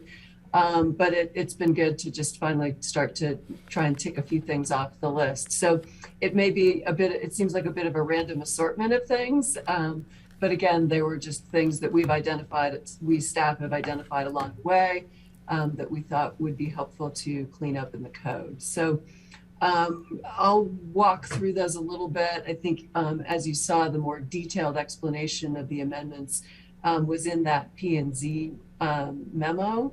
But essentially, right, the basics are we were codifying and clarifying some existing growth management exemptions, making some changes to definitions, adding a few definitions and changing uses. So again, I'll walk through without a lot of detail some of these amendments, and then feel free to, ask me to dig deeper if you'd like more of an explanation on some of these amendments. But I'll start with the growth management exemptions. And really, this addresses a lot of subdivisions or neighborhoods in the county that have special circumstances for their growth management exemption, whether that be through court action, through a settlement agreement, or other, legal operations, various things, board approvals. that they have something other than the standard, let's say 5750 growth management exemption. So we've known all of these and we work with them all the time, but they've never been codified. And we felt like it would be helpful to all involved to actually put those in the code. So what we're doing does not change anything in terms of the exemption that is provided to these properties. It's just putting it into the code so everybody understands what that growth management exemption is. So again, the areas that this affects are the Meadowood subdivision, which had a board resolution that accommodated or allowed for the open space area to then be accounted for to determine floor area for the lots. You know, that dates back many years. So again, we're just trying to capture that in the code. Star Mesa had a legal settlement that allows them a growth management exemption of 15,000 square feet of floor area. So that would be codified for those 6 parcels that we refer to as Star Mesa. Those are all 35 plus acre parcels. Eagle Pines, again, has a growth management exemption of 11,500 square feet. And that dates back to prior approvals that specified that that was the exemption. So again, putting that into the code. Similar to the preserve, when it was originally subdivided, there was a total floor area allowed for all of the lots. And when divided by 11 or 12 lots, whatever the number was, that establishes the number for their growth management exemption for each lot. So trying to put that into code. And I guess you can sort of see as we're talking here that all of this has involved us combing through lots of old documents and making sure we're doing this. And unfortunately, we do it over and over again each time a lot comes in, and we have to make sure we're, you know, being consistent. So again, the effort here is to make this clear to all involved by putting this into the code. And then the last item on that section about the growth management exemptions is actually lots zoned RS 160. Quite a few years ago, the board in an ordinance, there was a growth management exemption provided for properties that divided lots into 160 acre lots. That exemption was removed when we were looking at sort of different tools we had in the code. And so the growth management exemption was taken away, but it was one of those cases where we changed the code in one place and we didn't make the corresponding change in another section of the code. So this is more of a cleanup from a prior action, but we did want to make sure we captured that as part of this code amendment. So maybe I'll hold there because that's sort of all of the growth management exemptions, and see if you have any questions, you know, more specifics about any of those. Do I have any questions from the board at this point? Steve, I guess, yeah. Let's see. To my knowledge, there's only one time that the RS 160 was used on by the intersection of East Opus Creek Road and Capitol Creek Road. Are there others in the county that I'm not aware of, Suzanne? And I'm wondering if it's a zone district that wasn't really hardly used, and maybe we should be looking at getting rid of it instead of cleaning language about it. Maybe makes more sense to rezone the little bit of land that was made RS 160. I believe off the top of my head, there are a few others that are zoned RS 160, Steve, throughout the county. So I don't know that we'd want to, you know, rezone all of those properties. I think what we were trying to capture, and again, what that original amendment did, was not providing a growth management exemption just, you know, just for subdividing at that 160 acre level. Again, we've had other opportunities we've provided in the code, looking at that if you're using 160 acres, what's available to you. So I think at the time we decided that we didn't want those lots to automatically have a growth management exemption at the time of 15,000 square feet. So but I'm not sure, I'd have to look, and I could report back at second reading about what other properties are zoned 160. But I do think that there are some more out there in the county. So I think we're okay leaving those zoned as is. But this is sort of just finalizing that we were not providing a growth management exemption for those. Okay, any other questions on this segment? Seeing none. Suzanne? Okay, I'll keep rolling. So then we had some definitions that we were working on. One was adding a definition for helicopter and fixed wing aircraft loading and unloading. And the background to this was we've been seeing more and more requests for people to be able to fly in and out of their properties. And our response has always been that the land use code only permits an airport in where the airport is located, the one that we know of, and that therefore it's a prohibited use in any other location. We've had a little pushback on that, reading of the code.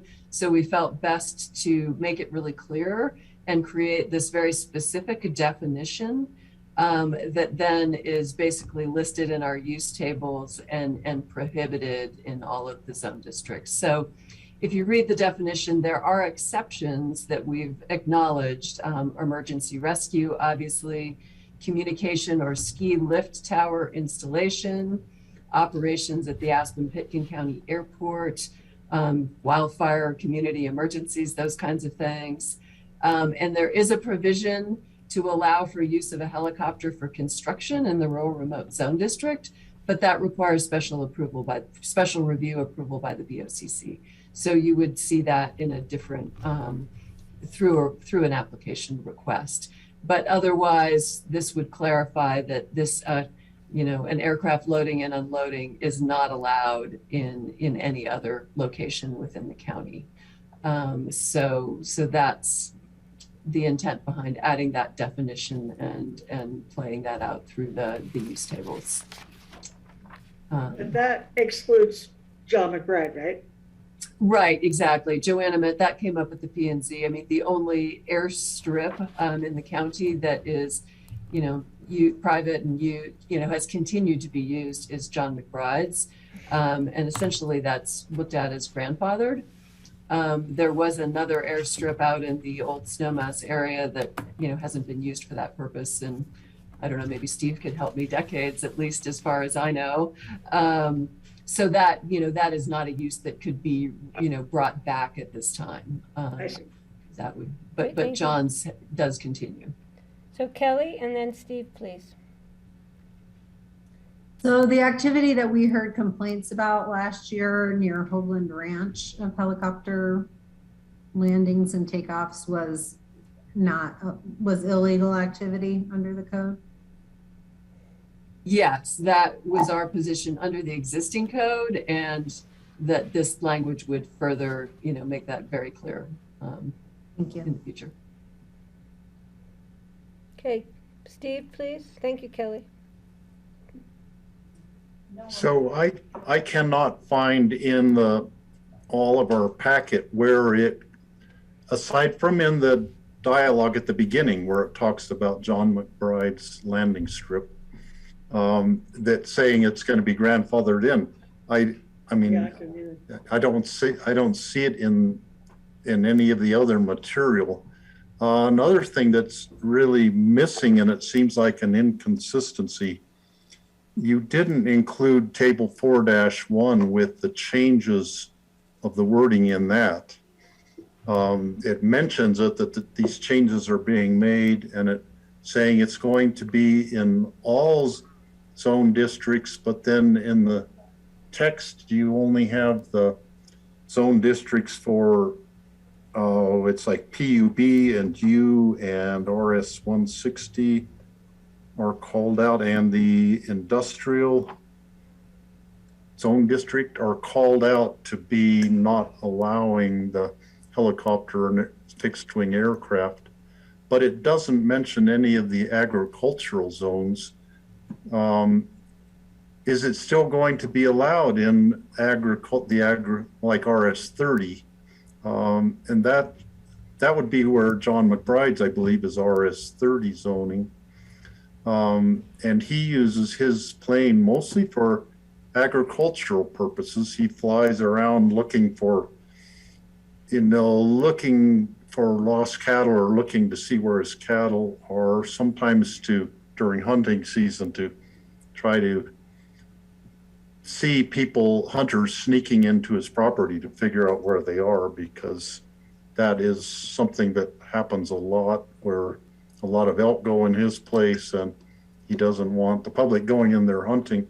So he uses his plane really for managing his property, and it's appropriate to have the little single engine plane. It's a Super Cub that he has, I think, is just perfect. And we're probably one of the few who it even impacts, and we'll know when he's usually landing. He'll come in over our place and then be going in for a landing. And it's such a quiet, small airplane that it's not bothersome at all. That raises the question in my mind that perhaps there are other agricultural properties that would have a use for using an aircraft. And I think a lot of them are probably using drones now to fly up with a camera on the drone and be looking around their property. But to me, it seems more appropriate where to have it a use by special review in an agricultural zone. If someone has a bigger ranch where they might have a use for, using the aircraft for part of their management of their operation, that it could be considered to add a landing strip there. And I would like that to be at least thought about before we pass, totally saying no to anything but grandfathering in the one airstrip on John McBride's. And yes, there is still a landing strip on the RS-160 property there on Capitol and East Soapers Creek intersection. The runway is still there. The T hangar that they built is still there. And it has not been used by about 3 property owners in a row, I think, have had it and not used the airstrip at all for, a few decades now. And I presume that one would not be grandfathered in, even though the infrastructure is still there. Let's see. Going on to another issue, the drones like flying cars, flying taxis are going to be a much more prominent thing in the world as going forward. And I think we're going to see a huge call for people wanting to have it's not a helicopter, it is a manned drone, basically, is what you probably could call these things, because they have multiple little propellers that lift them up and fly them like just a bigger drone that can carry a person or more than one person. They're not a helicopter. How are we going to deal with that, Suzanne? It seems like we need a much bigger discussion than doing a code change now about that. And we need to involve probably the FAA and Dan Bartholomew and lots of much deeper discussion to figure out where we should go with this new technology that's coming. Okay, Steve, I appreciate you bringing that up, and in the future, it'll be a futuristic discussion. So I want to bring it back, though, to your question about other ag properties that might want to use fixed wing or helicopters for their property management.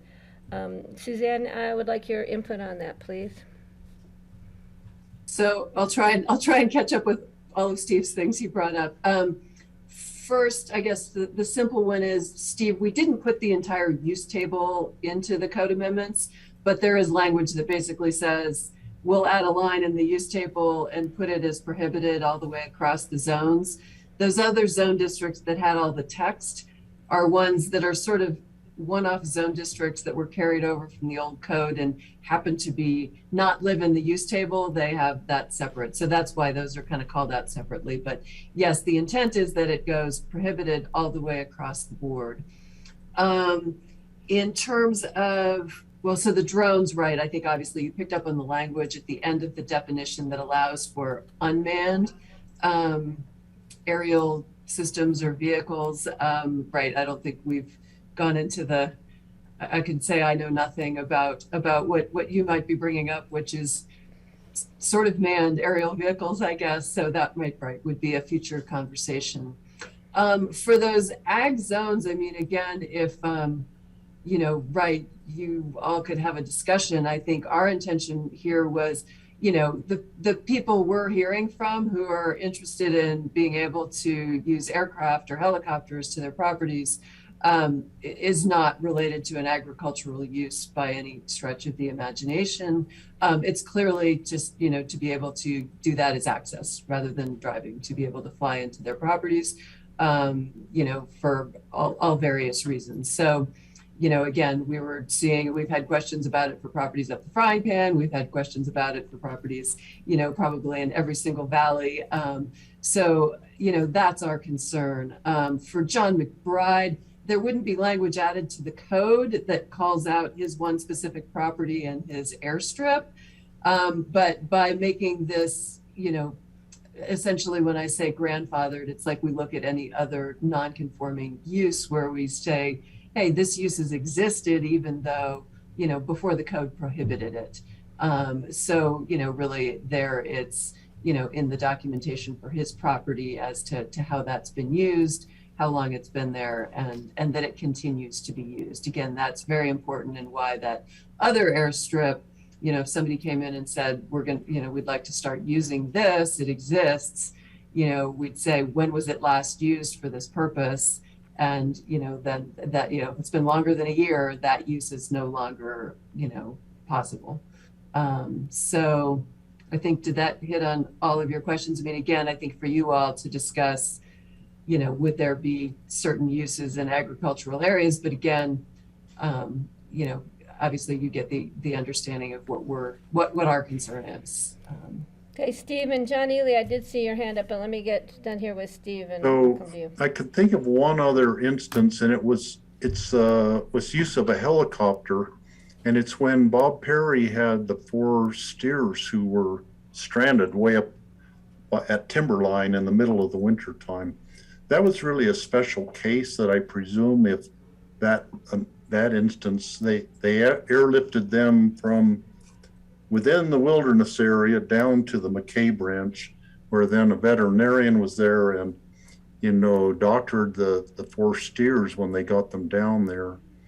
But that was an unusual circumstance that I presume someone, if they had was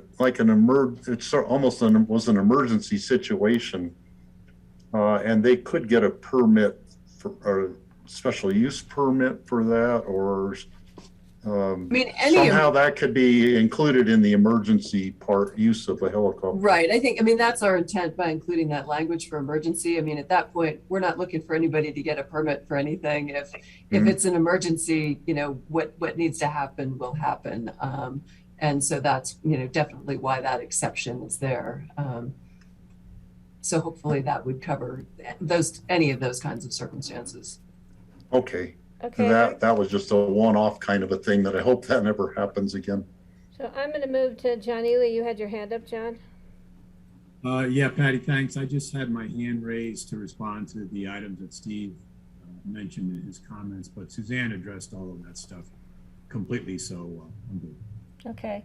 I did want to add in, Suzanne, I don't have the document to actually, but what about the use of helicopters for the utility lines? I'm assuring that that's permitted.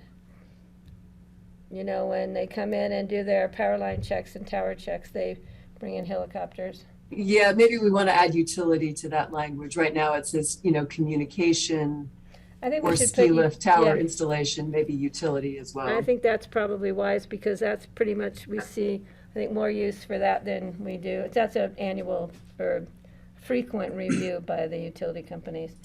Thank you. I'm going to go to Francie and then to Greg, please.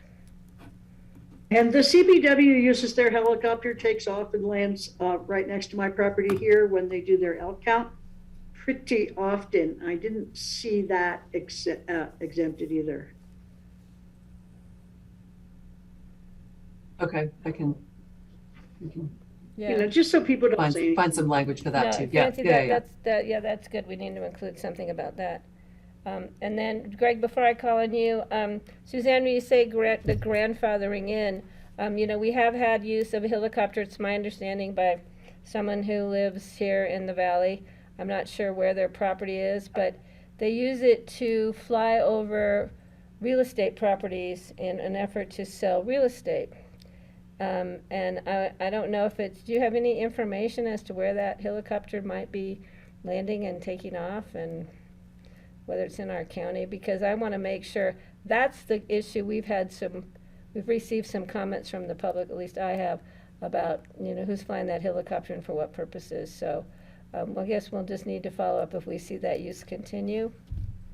Yeah, I'm not familiar with that one. I mean, again, if it's taking off and landing at the airport, and flying over, right. Our issue is they could not land, say, on the property that they're listed for sale. Right. That's the intent here, Yeah, but I'm not familiar. I think if we see that use continue, we'll have to try and follow up if we can to where that helicopter is being, located for takeoffs and landings.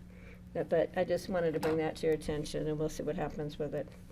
I think that's one of the issues we want to avoid happening. But, okay, thank you. Greg, and then anyone else who has comments? Yeah, thank you. I was just thinking about the times I've flown in helicopters here, and back in the day, we would use a field like, Tommy Moore's field to take off early in the morning before the airport opened in order to shoot the aerials for various documentaries and commercials and things like that. And it sounds like that probably is going to be prohibited from this point on. But I remember also seeing a helicopter maybe last year up in Snowmass Village. It was shuttling around the hotels, flying right over the town and maybe doing aerials. So they do use them. Ski company uses them. Other people come in and use them for doing, aerial photography or aerial production. And then also the way they're tracing methane nowadays is using an infrared camera mounted on helicopters that follow pipelines and look for seeps. So I can imagine at some point up in Coal Basin, there's probably going to be a request to do flyovers to locate methane. And I think that's a pretty legitimate use. So I don't want to completely crush the use of a tool like that. It's kind of interesting if they went in and the Perrys actually landed in the wilderness to pull up cows out. I wonder how many rules were broken there. Maybe there's an exemption to go get your cows, but I know there's about 1,000-foot limit over wilderness areas. So there are some rules in place, and I'm thinking about the various places we've landed helicopters in the past that seem to work just fine. So it's a touchy one for me. I don't know where I stand on that, but I also think about Steve and the drones, which will be like might be the equivalent of a flying car. If we see those, how are we going to handle that? Thanks. Yeah, Greg, I think in your case, it's as far as the methane, they just have to be landing and taking off from some other area than Pitkin County, which might not be hard to arrange. So it wouldn't be prohibited from flying over, except for wilderness, of course, by 1,000 feet, but it would be prohibited from actually having a facility like a landing pad for takeoff and landing in Pitkin County. So we'll have to see how that goes. Okay, any other? It'll be hard. Yeah. Any other, but Suzanne, as far as Francie's thing about the elk and the CPW, we could maybe add language for research or some kind of projects, but I don't want to open that wide up, but that might also help with Greg's issue too. Yeah, we'll see what we can come up with for second reading. All right. Any other questions or comments from the board? Okay, we are going to, this is a first reading, and then we'll have second reading on, I believe, the 23rd, Suzanne? Correct. And then we will be taking public comment at that time. Okay, so the board has no. I just have to sort of, I am a little curious about this helicopter thing because I don't know what the, I guess hardship is to have to land and take off from dedicated areas. I don't fully understand that problem, I guess, that Greg has raised.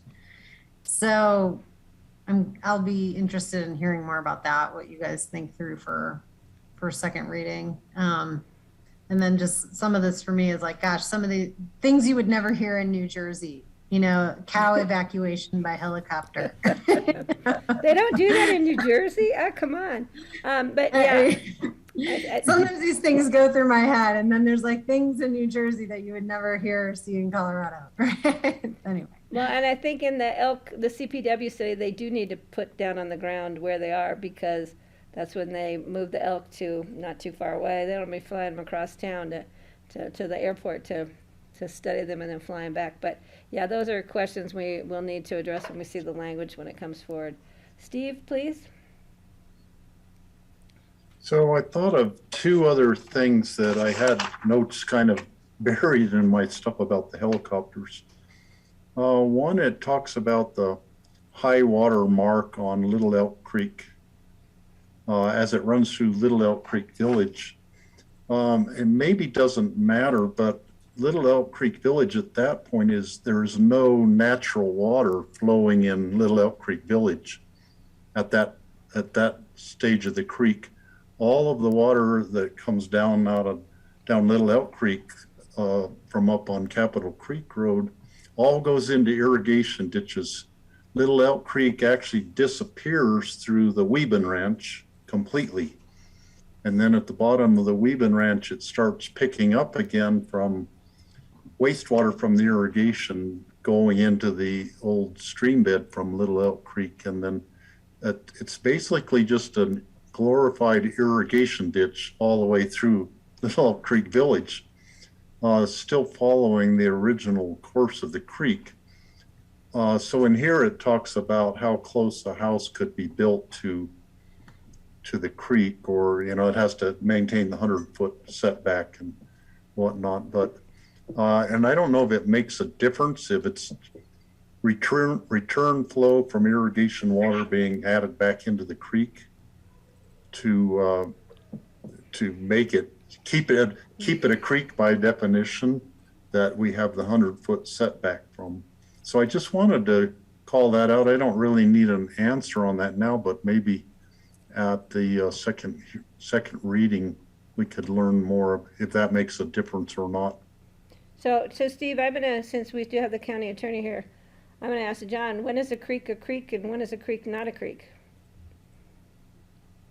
Oh, a creek can be a creek without water. I can tell you that. Okay, so therefore our setback would apply because sometimes there may be water in that creek and sometimes it may come and go. Okay. And Steve, I know there was a big discussion about Little Elk Creek specifically, which is why it's called out in that provision. When we adopted the 100-foot setback, and I believe that, I wasn't necessarily part of that conversation, but I think there was discussion about creek versus ditch at the time, and that's why it was specifically called out here in the code. The only time I can remember sort of dealing with this in a specific land use application was Aspen Valley Ranch, when there was a point where, CPW and various entities came together to make a determination as to when the creek really did become a ditch and therefore that the setback was not applicable. And we, kind of worked that out through that application process. But as I recall, this language came very specifically for the subdivision, to make that determination that it was considered a creek as it flowed through the subdivision. So, okay. that's yeah, and I think I mean, that to me, I think that makes sense. Having the language in there and keeping it like that. I think I understand it, how it came about and why it's in there. The other thing has to do with fences.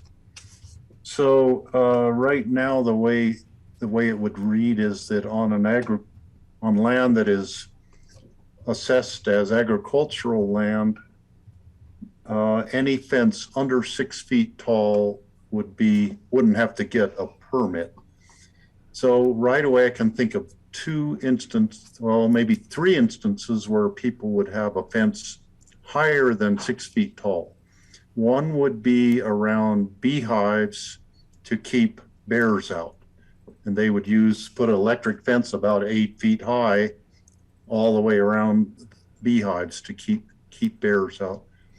The second case would be around hay stack yards where you need elk fence that's about at least 8 to 10 feet tall that a ranch will put around either a permanent or a temporary hay pile, which to stack hay right out in the middle of the field, and we'd move fence panels out there and just put it up around the hay temporarily during the winter.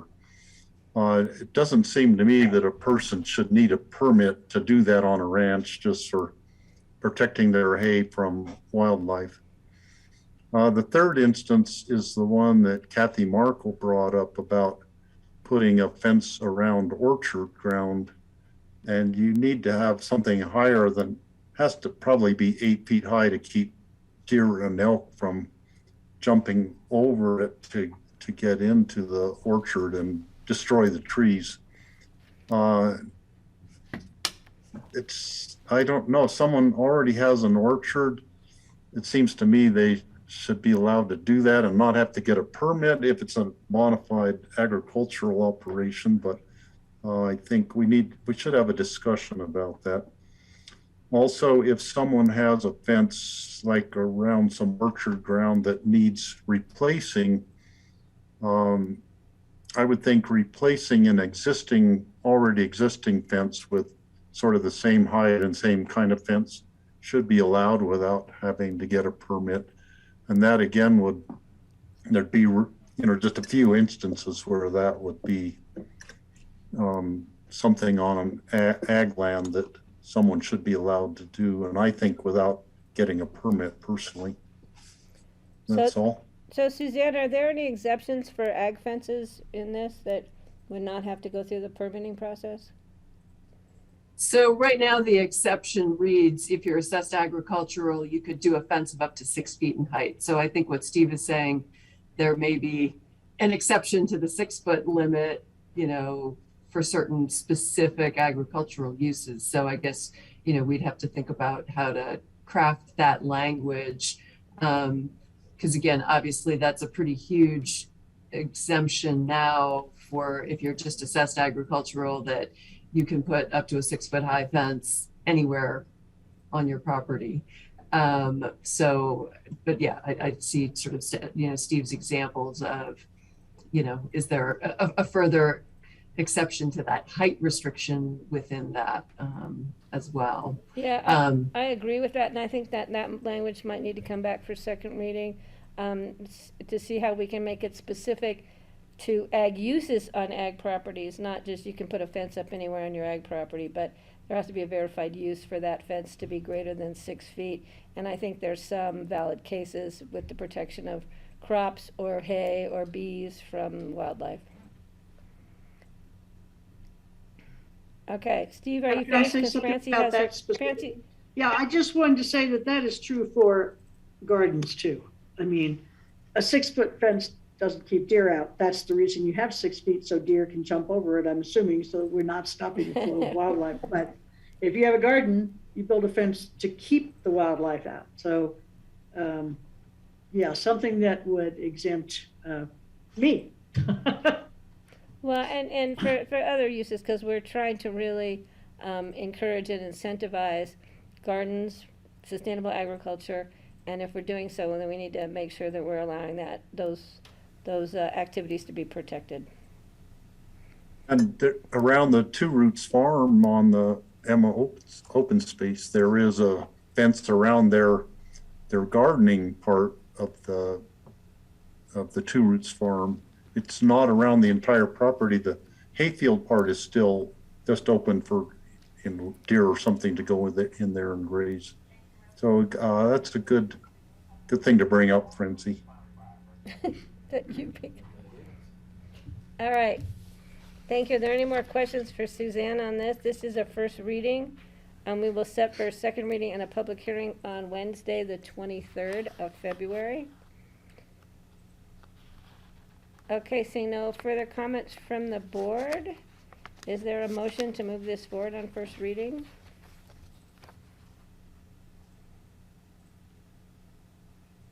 I'll make a motion to approve this on first reading and bring it back for second reading on, what is it, February 23rd? Yep, my mom's birthday. Let's not forget. I have a motion. Do I I have haven't. I have a second. I have a second from Francie. Any further discussion? I want to thank Suzanne and Joanna for doing these cleanup things and bringing them back. And I think it's a good opportunity for the board to actually dive into sections of the land use code and have further discussion. So it is a preparation for where we're moving, hopefully this year. So I'm going to, Francie, are you good? I'm going to call the question. I'm all good. Okay, all those in favor, please signify by saying aye. Aye. Aye. Motion passes 5-0. Thank you. So the next item on our agenda is a forwarding of the Planning and Zoning Commission resolution awarding the 2021 Rural Area Growth Management Quota System allotment for new development to Grand Gulch LLC.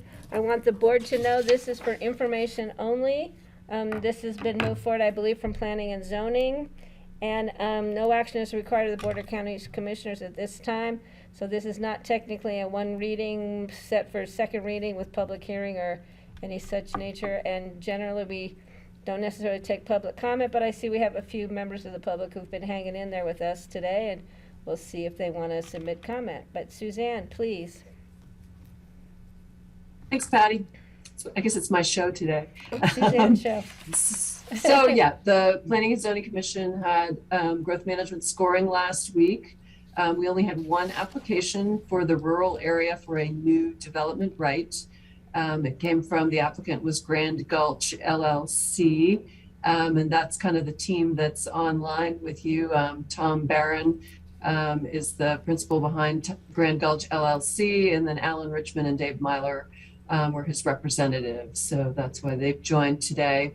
The property is in rural remote on the backside of Aspen Mountain off of Little Annie Road. The request for growth management was for 500 square feet for a cabin on a parcel in rural and remote. The parcel's 3 acres. If you want, I can pull up, some materials to show you a little better. Again, usually with the forwarding of the scores, the P&Z has gone through the application, done the scoring, and the code just requires that we forward the scores to you during the appeal period that's open right now. So that runs for 15 working days after the date at which the application was scored. So I can give you a little more background on the application if you'd like. First, I'll just go through kind of the mechanics. So, annually there's 17,250 square feet available for new development rights in the rural area. This was the only application. So again, that would just be 500 square feet of that 17,250. P&Z held a public hearing. They accepted the scoring that had been drafted by staff and approved it by a vote of 7-0. And again, essentially their resolution, they grant the allotment by that resolution, and that resolution is just forwarded to you for your, for your information. So that's sort of the procedural side of things. The property is a bit unusual, and I think that's, why the applicants have jumped on. And again, if you'd like me to give you a little bit more background, I can kind of pull up some of the, the presentation materials to show you, where this is located. And if you'd like for the applicants to jump in as well. Does the board have any questions specific? Okay, I'm gonna see if Tom or Rich or Dave Byler would like to add any comments, even though technically it's not a public comment period, but you gentlemen are here, so we would like to welcome you. We're really just here to answer questions, Patty. Okay. You know, we don't have a presentation. We were told No, not no, to I know, 'cause make you a don't- presentation. So Yeah, it's just we're moving- happy to just answer your questions. It's just moving through the BOCC at this point, but it's nice to see you three gentlemen. And Tom, it's great you're gonna be coming over here shortly. So, does the board have any questions for the applicant or for staff? Again, there's no action needed for the Board of Commissioners. And so Suzanne, then the end of this, the period then that the rest of the square footage allowed through GMQS in rural areas is now gone, right? We don't carry it forward anymore, correct? That is correct. It does not roll forward to the next year. It goes So I away. think that's something Francie would love to hear, and I wanted to make sure she knew that. If it's not used within the yearly time frame, it used to fold over into the next year and keep accumulating. It doesn't do that anymore, Francie. Okay. Which is a good thing. Kelly, please. I'm sorry if I missed this. What is the general location? How far is it from the top of the ridge? What's it near? Give me a sec. I'll pull up some maps for you.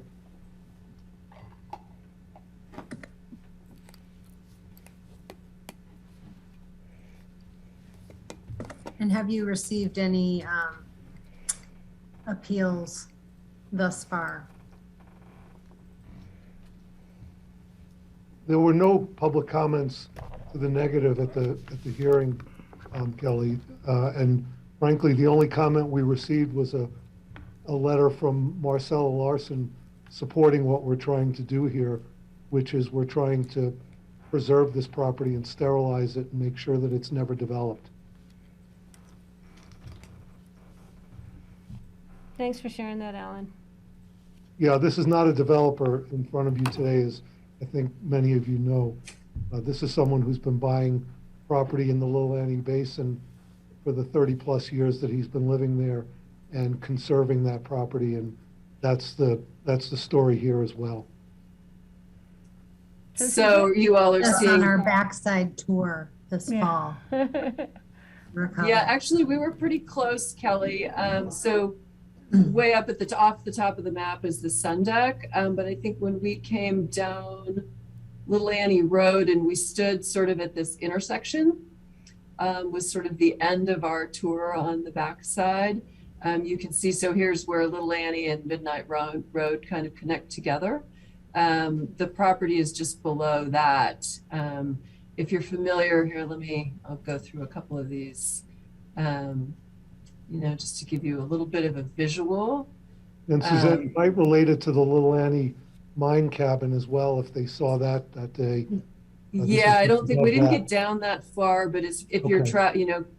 I think, if you're familiar at all, I mean, so this would be Jordan Greengrass's cabin.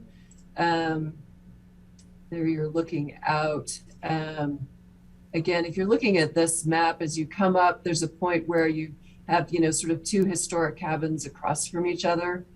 And then as you continue up, there's a little cabin that sits right in here.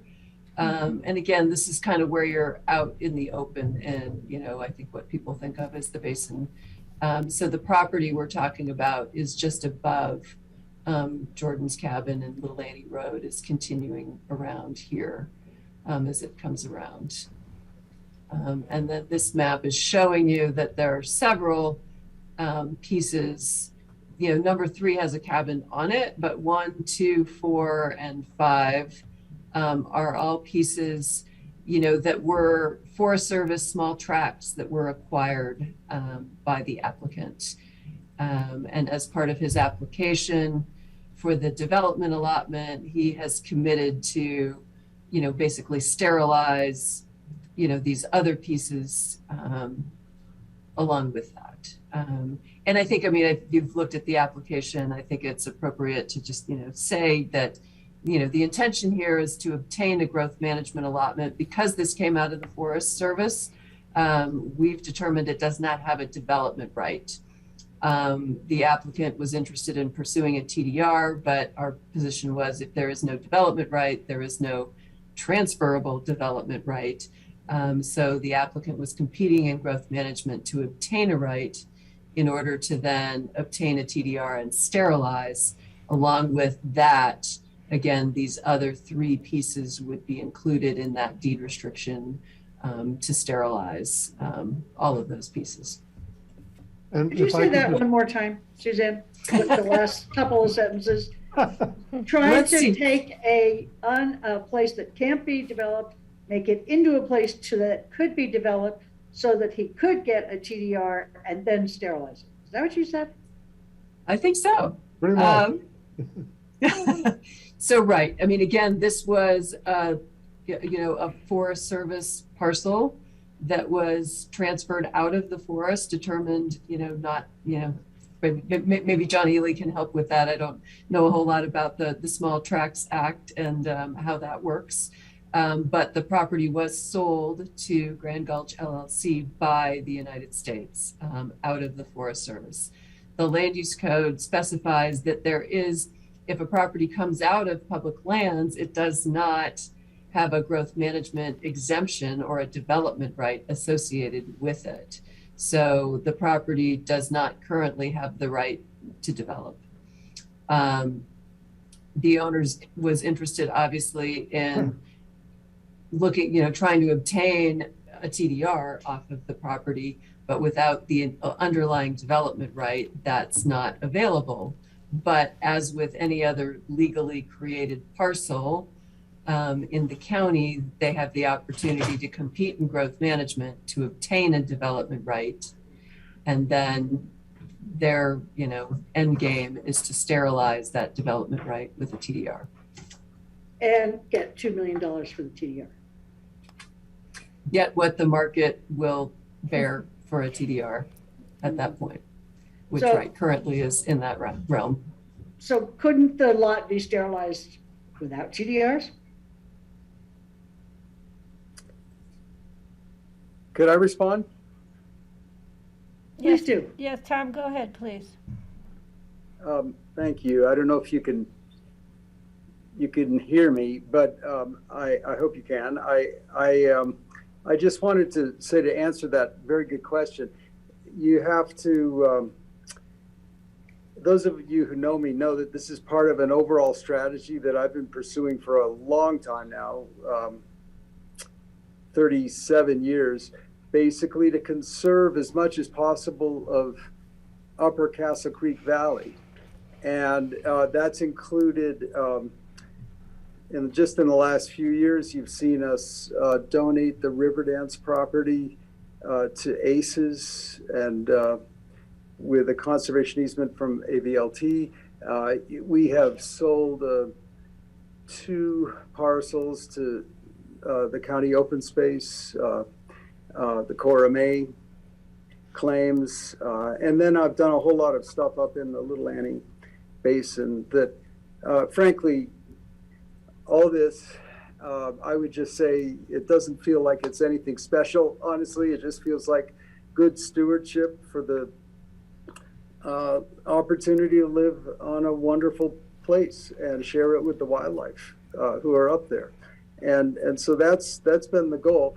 And the reason I've pursued a TDR on this property, to get to your question, is that it will provide resources to allow me to continue implementing this conservation strategy up there. That's really that's it. Frankly, I'm just trying to both protect and sterilize that piece forever, because it is right where the elk hang out with their young ones. But I also am trying to use the TDR market to leverage more conservation funds for continuing what I've been trying to do now for almost 40 years up there. Well, I certainly do appreciate what you've been doing, Tom, and I've seen your place back there, and it is really spectacular, and that whole area is spectacular, and I don't want it to be developed, but I don't really want 2,500 more square feet of development anywhere else either. over and above what people are allotted. And I don't know if you've gotten TDRs for the previous conservation easements that you've created, but it is really a epidemic right now in Pitkin County, people applying for TDRs, and they do transfer over to other pieces of property. So that's why I'm sort of challenging it. I understand you're going to take that money and then conserve more land there, but it does create more square footage somewhere else. So forgive my skepticism about it. I don't really question your intentions at all, but I am concerned about the proliferation of square footage in the county. Thank you for explaining to me what your motives are. Of course, it was a good question. Thank you, Tom. And I see that Alan Richmond has a hand raised. So Alan, did you want to chime in here? Yeah, I'll chime in quickly because Tom has said a number of the things that I wanted to say. But, you know, part of what happened here, if you look at that parcel number 3 that Suzanne referred to, that's where Jordan Greengrass's cabin is located. And Jordan has lived there for about the last 50 years. And when Tom started this work with the Forest Service, everybody thought that Jordan's property was a private piece of property that he had lived on going back to when Waddy Catchings had provided a lease to him. Well, it turned out that parcel 3 was part of the forest and was Forest Service land and not private land. And Tom was concerned that Jordan be able to stay on that property as long as he possibly could. So Tom submitted an application for the Small Tract Act acquisition and was able to acquire both parcel 3, where Jordan lives, as well as parcel 1 above it. So if you will, this was kind of a combined effort where Tom has basically made a commitment to Jordan that he's going to stay there for the rest of his life, or as long as he's comfortable staying up in Little Annie. So the motivation, I think, in acquiring these parcels was twofold. There was a concern that someone else might get parcel 1 or some configuration thereof and be a developer and want to develop it. And as Tom said, he really did not want to see that ever become a development parcel. And then parcel 3, he wanted to make sure that Jordan would be able to stay there because Jordan's been a great neighbor. Yes, we are asking for a TDR, and we understand the consequences of obtaining a TDR. But all of these parcels, 1 through 5, will all be preserved. 1, 2, 4, and 5 as open space, and 3 as a place for Jordan to be able to live there. So that's why we're doing this. And then, Alan, that application for TDR will come through at another time. That's not part of this before us today. That's not part of this. We're already preparing it. We committed in black and white in the application and in the hearing to the Planning and Zoning Commission that the TDR would be applied for, that there would never be a cabin here. And we're reiterating it here on the record. That's something that we've been just unquestioned about all the way through. And we also told both P&Z and put in the application Tom's comment about using the funds for conservation purchases. So that's not just an idle promise. That's something that we've stated on the record over and over. So we're trying to be true to our word here. And Tom's reputation as a conservation person in the Little Annie Basin is the evidence of what we're about here. Okay, well, that we'll have to, and that discussion is for another time. It's not part of what's before us today. I don't want to prejudge an application, so we're not gonna talk about that. We're gonna just accept this. We don't need a motion or an approval or anything. We just have to let staff present it to us. Steve, please. Thank you, Alan, though. Well, Molly and I were introduced to Tom and Curry Barron by Tom and Jody Cardamone, who were good friends of theirs. And it's been we have a tremendous friendship because our land ethics are so similar on being stewards of the land and caring for the land. I wish all of you could go on a hike with Tom and Curry around different parts of their land and just see what they have preserved. And it's no surprise to me that Marcella Larson, a neighboring landowner up there, would write a letter of support for this, because Tom, probably more than anybody else, has done more to preserve the Little Annie Basin from having a proliferation of 1,000 square foot cabins built all on lots of different parcels there and other parts of the Castle Creek Valley. I totally support his idea, realizing that, you know, with the TDR, that the sacrifice area is making a house bigger somewhere in you know, in a place where there's already big houses and lots of houses, where it's not going to be that noticeable. And what he is preserving is a place where, you know, the meadow there in Little Annie Basin, where there are several little old historic cabins there, but this goes a long ways towards preserving not just the one bigger lot, but all 5 of those different parcels Okay, will be Steve, that will come to us at a regular hearing. I realize that. Yeah, so I don't want us to get off. I'm just vouching for Tom's intentions, Okay, and well, we're not going to that be talking he's specific. going to put this money to good use. If he in fact sells the TDR that he could get off of this, he would put it to good use, conserving more land. I know Tom, that's what he says he will do, that, and he will do that. All right, that will be part of our discussion when the TDR application comes. And we don't need a motion on this, do we, No, there's Patty? no action needed, and any further discussion, I'm cutting it off about TDR approvals in the future, because that is not the issue before us. The issue before us is simply for staff to present to us the GMQS allotment for rural at this time, so they can move forward with the appeal process and grant that 500 square feet. Right, Suzanne? And okay. Yes, and just the one thing I wanted to add, Patty, is because this is rural remote, it will not come back to you for issuance of that TDR. They submit an application to staff, and we're you know, the code allows us to just issue that TDR without further review by the Unless board. there's an objection, and then it could possibly come to us. That would be an objection to the current growth management application. But once that is done, they would submit an application for issuance of the TDR, then that would be basically administrative. Right, okay, Kelly?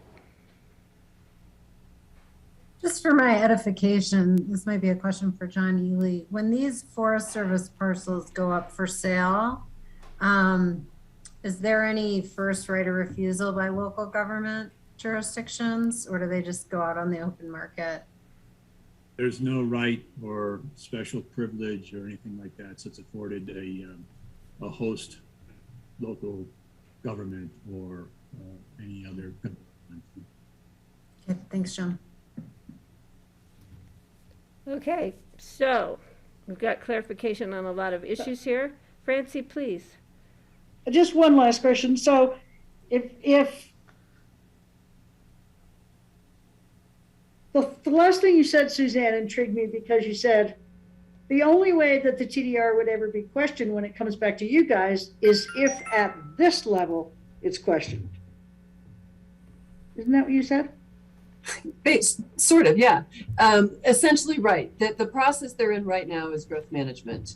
And there is an opportunity through that procedure for an appeal within 15 working days of the P&Z scoring.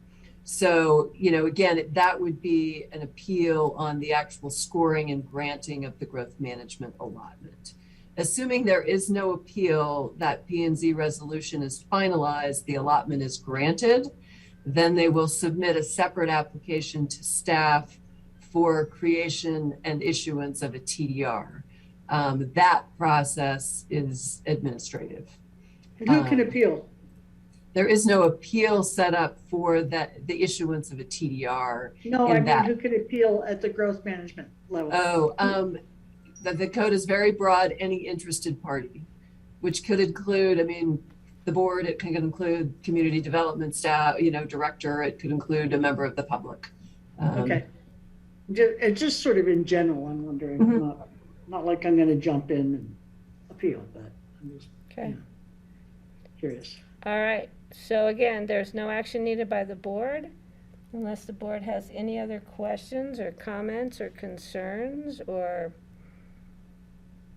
then I'm going to say that we have been presented with this information as is required, and that we can move forward when you're already in the appeal process, because I think it was granted on the 1st of February.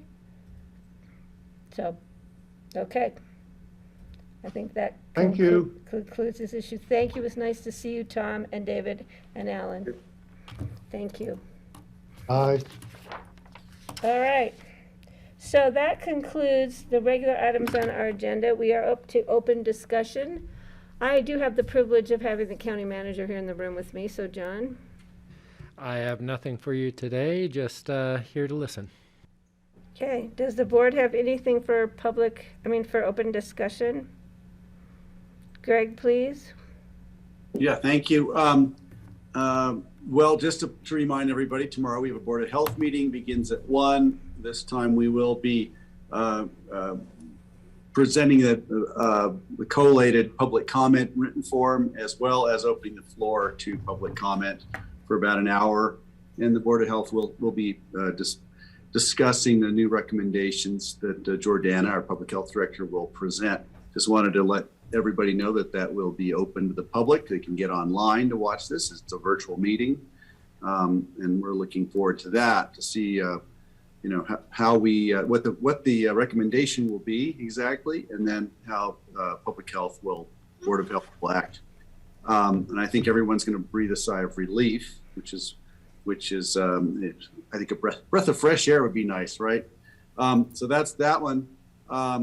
And I guess the last conversation, I just want to say I want to get a TDR conversation teed up as soon as we can, because I think whenever anybody talks about a TDR, what we really need to talk about is landing 2,500 square feet of additional development somewhere in the county, and there are fewer and fewer places to do that.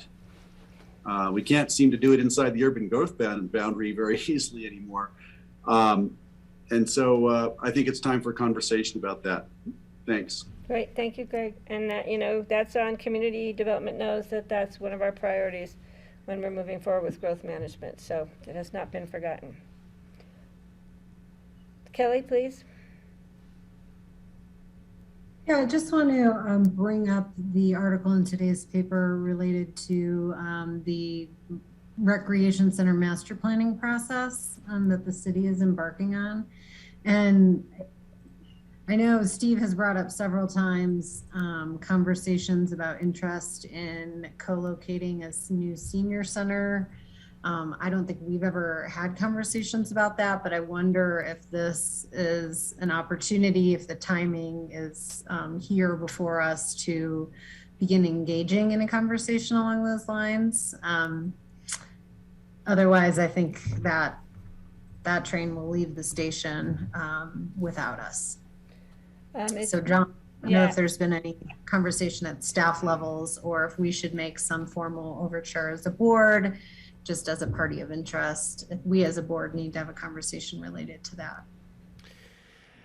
Kelly, I'm starting to think my emails must have been on the screen during the meeting, but I actually just asked for a meeting with our staff, so human service staff and finance, just to kind of bring back, we have, there are multiple kind of opportunities that we've talked about. There's the Crown Mountain Park and Eagle. There's what's happening with the Armory and the public process starting here. And I was just looking to find the article. I must have missed the one on the rec center, but to talk about the programming studies that we've done in the past for senior center and any recommendations we might want to make to the board in terms of engaging in those processes. So I actually just asked Charlotte earlier in the meeting via email to set that up so that we could bring that, some ideas back to the board. But of course, that is really pending, the board wanting to, potentially engage in those processes. Well, it would be my understanding, because of the proximity to county property, to the county line, that the county would be asked for their comments related to this. And I know there's been extensive discussion about relocating a community center type space there of some sort.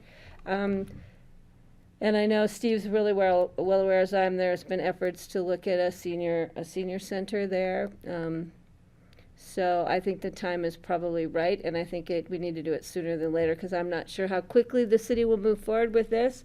It may be one of those things they move quickly through, and we're expecting them to move slowly through, so I think we should try and get to that, just so we have some information and let the city know that that's in our thought process, so they're prepared for us to be coming forward. And we had done a programming study that Steve's probably aware of for the senior center, back when the city had originally talked about moving out of the Armory and making that available. So that information would all still be, I think, pertinent to any opportunities that may be appropriate. Okay. All right, Francie, and then Greg, and then Steve. Well, Steve, did you want to reply to something about the senior thing? Because mine's on a different topic. Well, yes, it has to do with this. I think we should have a discussion at our next executive session about this topic, because it could involve a land use application on neighboring property, might be part of the whole mix of the discussion in the rec center vicinity. So I'd like to have this, have a private consultation with our attorney about this subject before we get out in the public arena and talking about things that are, could be sensitive material. John, is this a executive session topic?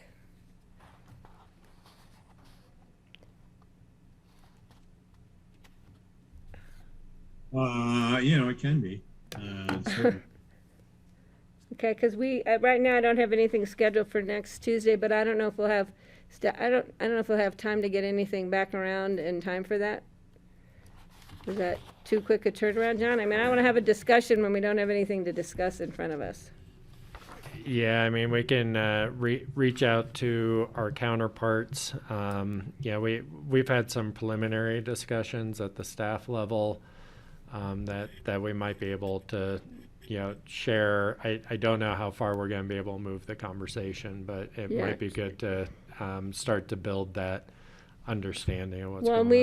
We don't have anything scheduled for the morning of February 22nd. So if you want to just be looking at those two dates, because if we're going to get it on, that's like next week is the 15th, and that's the next executive session, and then the following week would be the next after that. So just want to make sure that if we're going to do it, we have time scheduled so we don't have to be dropping other things off. Okay. Steve, anything else, or is Francie good to go? Thank you, Francie, for opening that back up to Steve. I just wanted to say, Steve, I'm not sure that the TDRs are always going to land in parts of Pickens County that are appropriate for large houses, because there is such a huge push right now about wealthy people moving down valley. And my sister was at somebody's house whose name, fortunately, I can't remember, but it's up near the lake above Basalt. I forget what that's called. I always called it Basalt Lake, but it's got a real name. I don't know what it is. The bird sanctuary area. And they had a house for sale in Aspen for $32 million. They sold it for $35.5 million. And then they bought this place in Basalt, and now they want to change it. Basically take it apart and start over again. And I'm pretty sure that these TDRs are going to start landing in the Crystal River Valley. And so I just can't write it off. I just have to say, I can't just write it off as, oh, well, it's going to go up on Red Mountain where it should be, or anything like that, because I don't think that is the future. I think a lot of those TDRs are going to land down valley, and we're going to start having bigger and bigger houses down here. And we don't have any limits in our caucus in Crystal River. So that's another reason that it's a concern to me, is that I'm afraid it's going to start hitting close to home, but also for everybody else in the county as well. So thank you for hearing me out. Okay, thank you, Francie. Greg, please. Yeah, thank you. Thank you for that, Francie. I appreciate that, and certainly that underscores the urgency that I feel. I did want to get back to this thing with the Brown Palace, or the Aspen Ice Garden, as it's called now, and the redevelopment. The article I've noticed doesn't say anything about the city's plans there, other than that they're going to do an assessment of it. I've had many people mention over the years about what an appropriate and great spot that would be for affordable housing. It's a big enough lot. You could actually put a substantial amount of housing in there. It's surrounded by areas that have affordable housing, and I just think it would be almost a travesty if that wasn't part of the consideration. Perhaps it is. Maybe the idea was to move it all out to the Arc, all the recreation to the Arc, build a second ice rink. I've heard about that senior center idea that Steve talks about, putting it and consolidating at the Arc, which presents another set of interesting challenges. But I have to say, if we could weigh in on the development of the Palace, the Ice Palace, the Aspen Ice Garden, sorry, it was called the Brown Ice Palace in the old days. If we could weigh in on that, because I think that's an appropriate place for affordable housing where people could walk just about anywhere in town. They could walk to work, walk to the gondola, walk to the market, near a bus line. Talk about an appropriate place to build. Are they taking out the ice garden? I don't know. I don't know enough about it yet, but there has been talks. I would hate to miss the conversation. So maybe we can make some inquiries on that, or I can if appropriate. Thanks. I think that's the plan, is to have staff bring us back more information.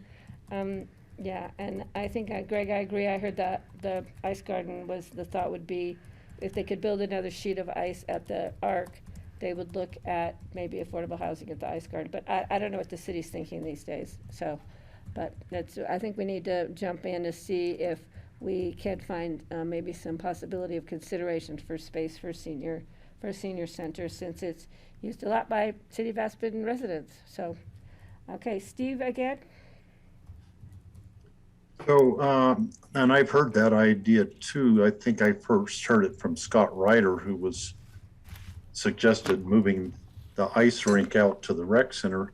Now there's another resident in the valley who suggested that we don't need another ice rink at the rec center. What we need one is in the mid valley, because a lot of the kids in the hockey programs live in the mid valley and have to come all the way up. So maybe by the Crown Mountain Park might be a possible location for an ice rink that might make more sense. Now, the city of Aspen doesn't control that, but I just wanted to put that out there that, maybe we end up with two more ice rinks, one more at the rec center and one down valley somewhere. Might make sense. I just want to put that thought out there anyhow. Okay. Any other issues for open discussion? I have two quick ones. Well, two. I don't know how quick they're going to be. One is, I realized that the City of Aspen contributed to the Marshall Fire, and I didn't know if the Board of County Commissioners wanted to consider making any contribution to their recovery effort. The city did put in $5,000, is my understanding. I know that we work a lot with Boulder County Commissioners in Boulder County, City of Boulder, so and their neighboring jurisdictions that fire was so tragic, and following the news. I just wanted to open it up to see if the board had any thoughts on it.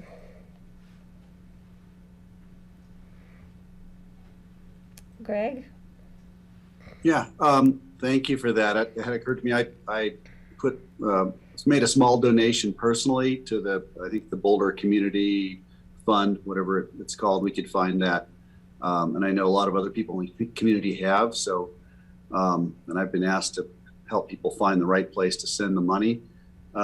My feeling on that would be, I think it would be a good thing to do. I would certainly approve it if the board thought that it made sense. I'm also wondering how soon, we'd have to think strategically. Would we wait to see where the money's most needed in another month or two, or jump in now? I don't know, but thanks for bringing it up. John, maybe we could just have staff take a look to see, or talk to the city of Aspen and see where they directed their funds. Yeah, no, we could definitely look at that. I think if the board is looking at a $5,000 or so kind of donation that's already been appropriated, you could use board discretionary funds, and if the board is comfortable, following the city of Aspen's lead, we could make that happen with the board's direction today, or if you want us to bring back where those dollars would be going, I think I'd like Greg's point to find out if there's a situation of most need. I know that they are now asking people, like they did in Katrina, to list the supplies that they need, like, cookware, or in Katrina's it was tents and sleeping bags and, some kind of inflatable mattresses, because they were sleeping on pallets literally outside in front of their destroyed homes. So maybe we can get a little more information. And it's a little early in the year for us to take half of our discretionary fund, but who expected a wildfire of this massive, extent at Christmas, in the middle of winter. So I don't know how, I'd just like to feel the board out again to see if the board wants more information to come back as to where we want it to go and how much, or if they're interested in doing it at all. Greg, again, your hand is up. Did you want to? Okay, Francie, did I see you? Yeah, I think it's a great idea, and I think I've learned over the years, maybe other people have learned differently, that usually it's money that these types of things prefer, rather than mattresses or clothing or food or anything, because then they can apply the money to the areas where it's needed the most, as long as we can find something that's an absolute dead sure, honest, above ground organization that's really going to get the money to the people who need it. So I'm totally in favor of it, and I would prefer to give money rather than things. Okay, yeah, I'm just saying that's what they did. And I think they've started, though, a list for the survivors, people who've lost everything in Boulder. But I like to just see, the city might have already done some research that we can take advantage of as to the best place. John, you have your hand? So I'm on Boulder Office of Emergency Management website. They do have a donation and current needs list. And they do have a statement here that financial donations remain the preferred method of supporting those who are impacted.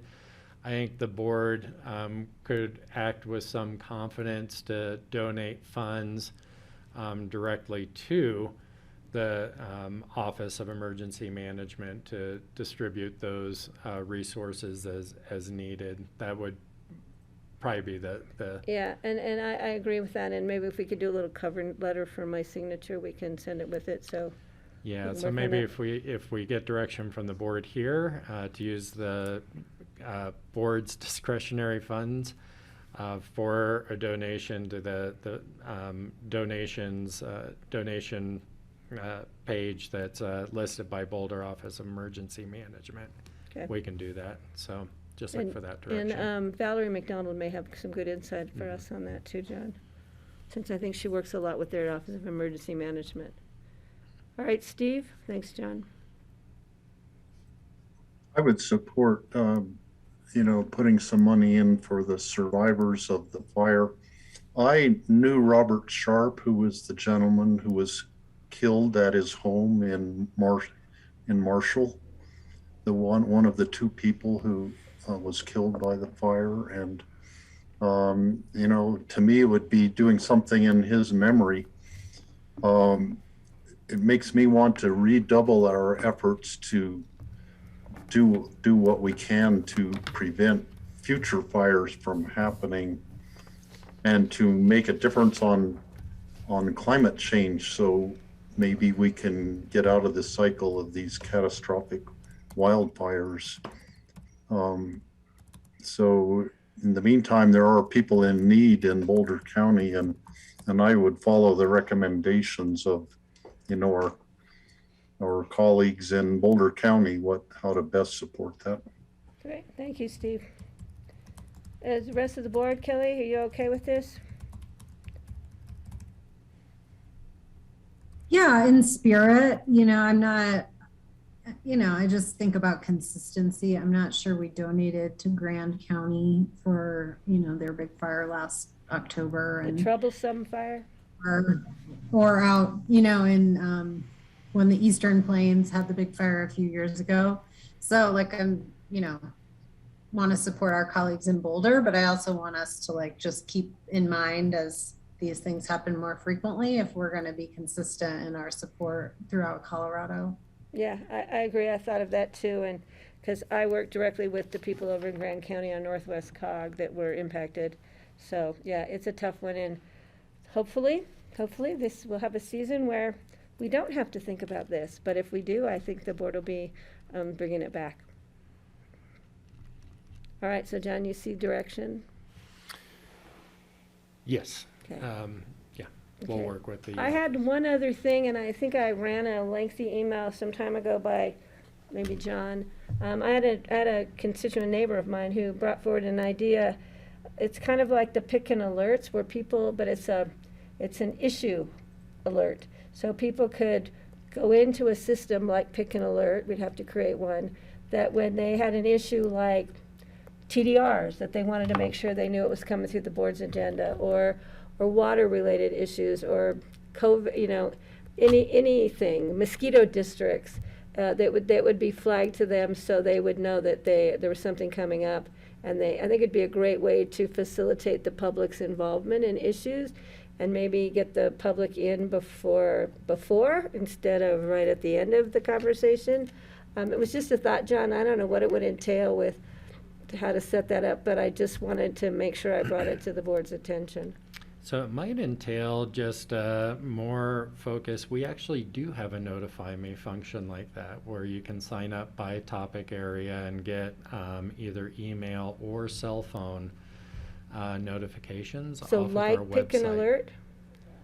Yeah, well, it's not, it's something that you sign up for, but then you you get notified when there's an update, for example, from, let me just share my screen. Any of the various issues. So how do you sign up for it? You go to ComDev website? This is news to me. I don't know if any of the other board members were aware of it, but that makes a solution to my question very easy. It's Let already me- been solved. For some reason, I cannot get back to Zoom, so I cannot share Okay, my so it would be screen. through ComDev? No, it's up right on our website. It's a function of our website. Where did Zoom go? Oh, there it is. Why did it get so small?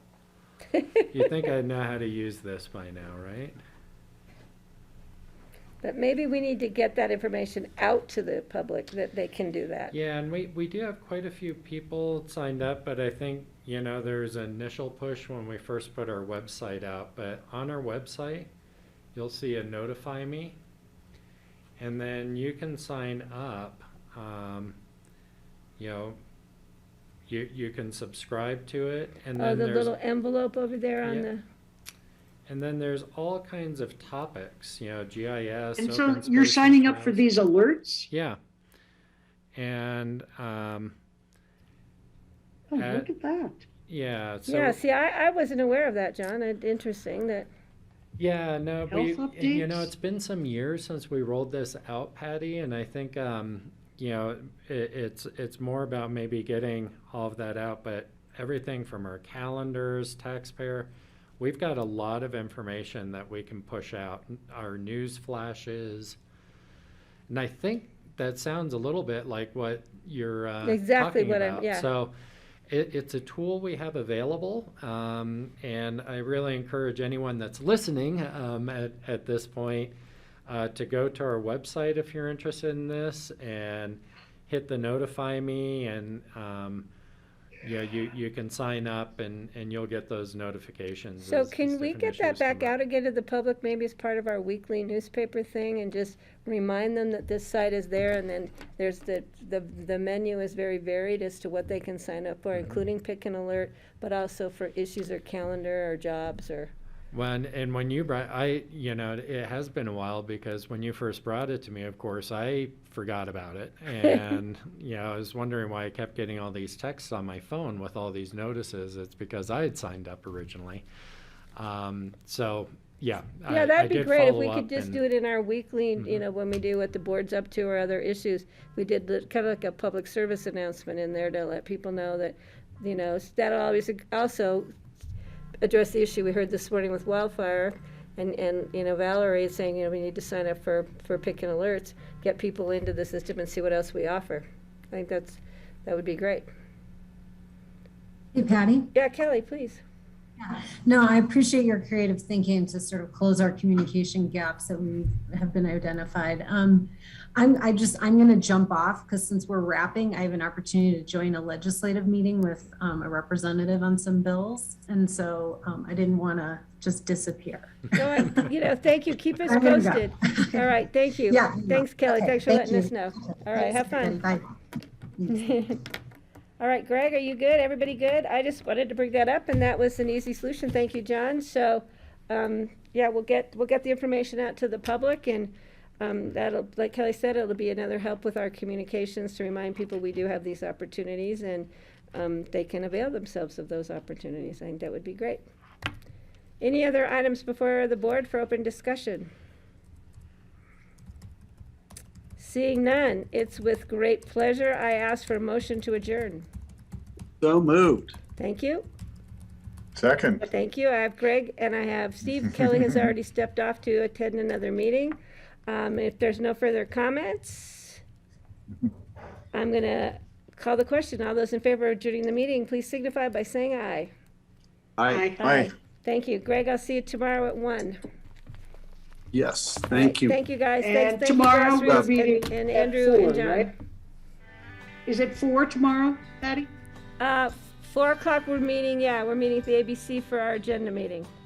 1 o'clock is Board of Health. Yeah, thanks. All right, great.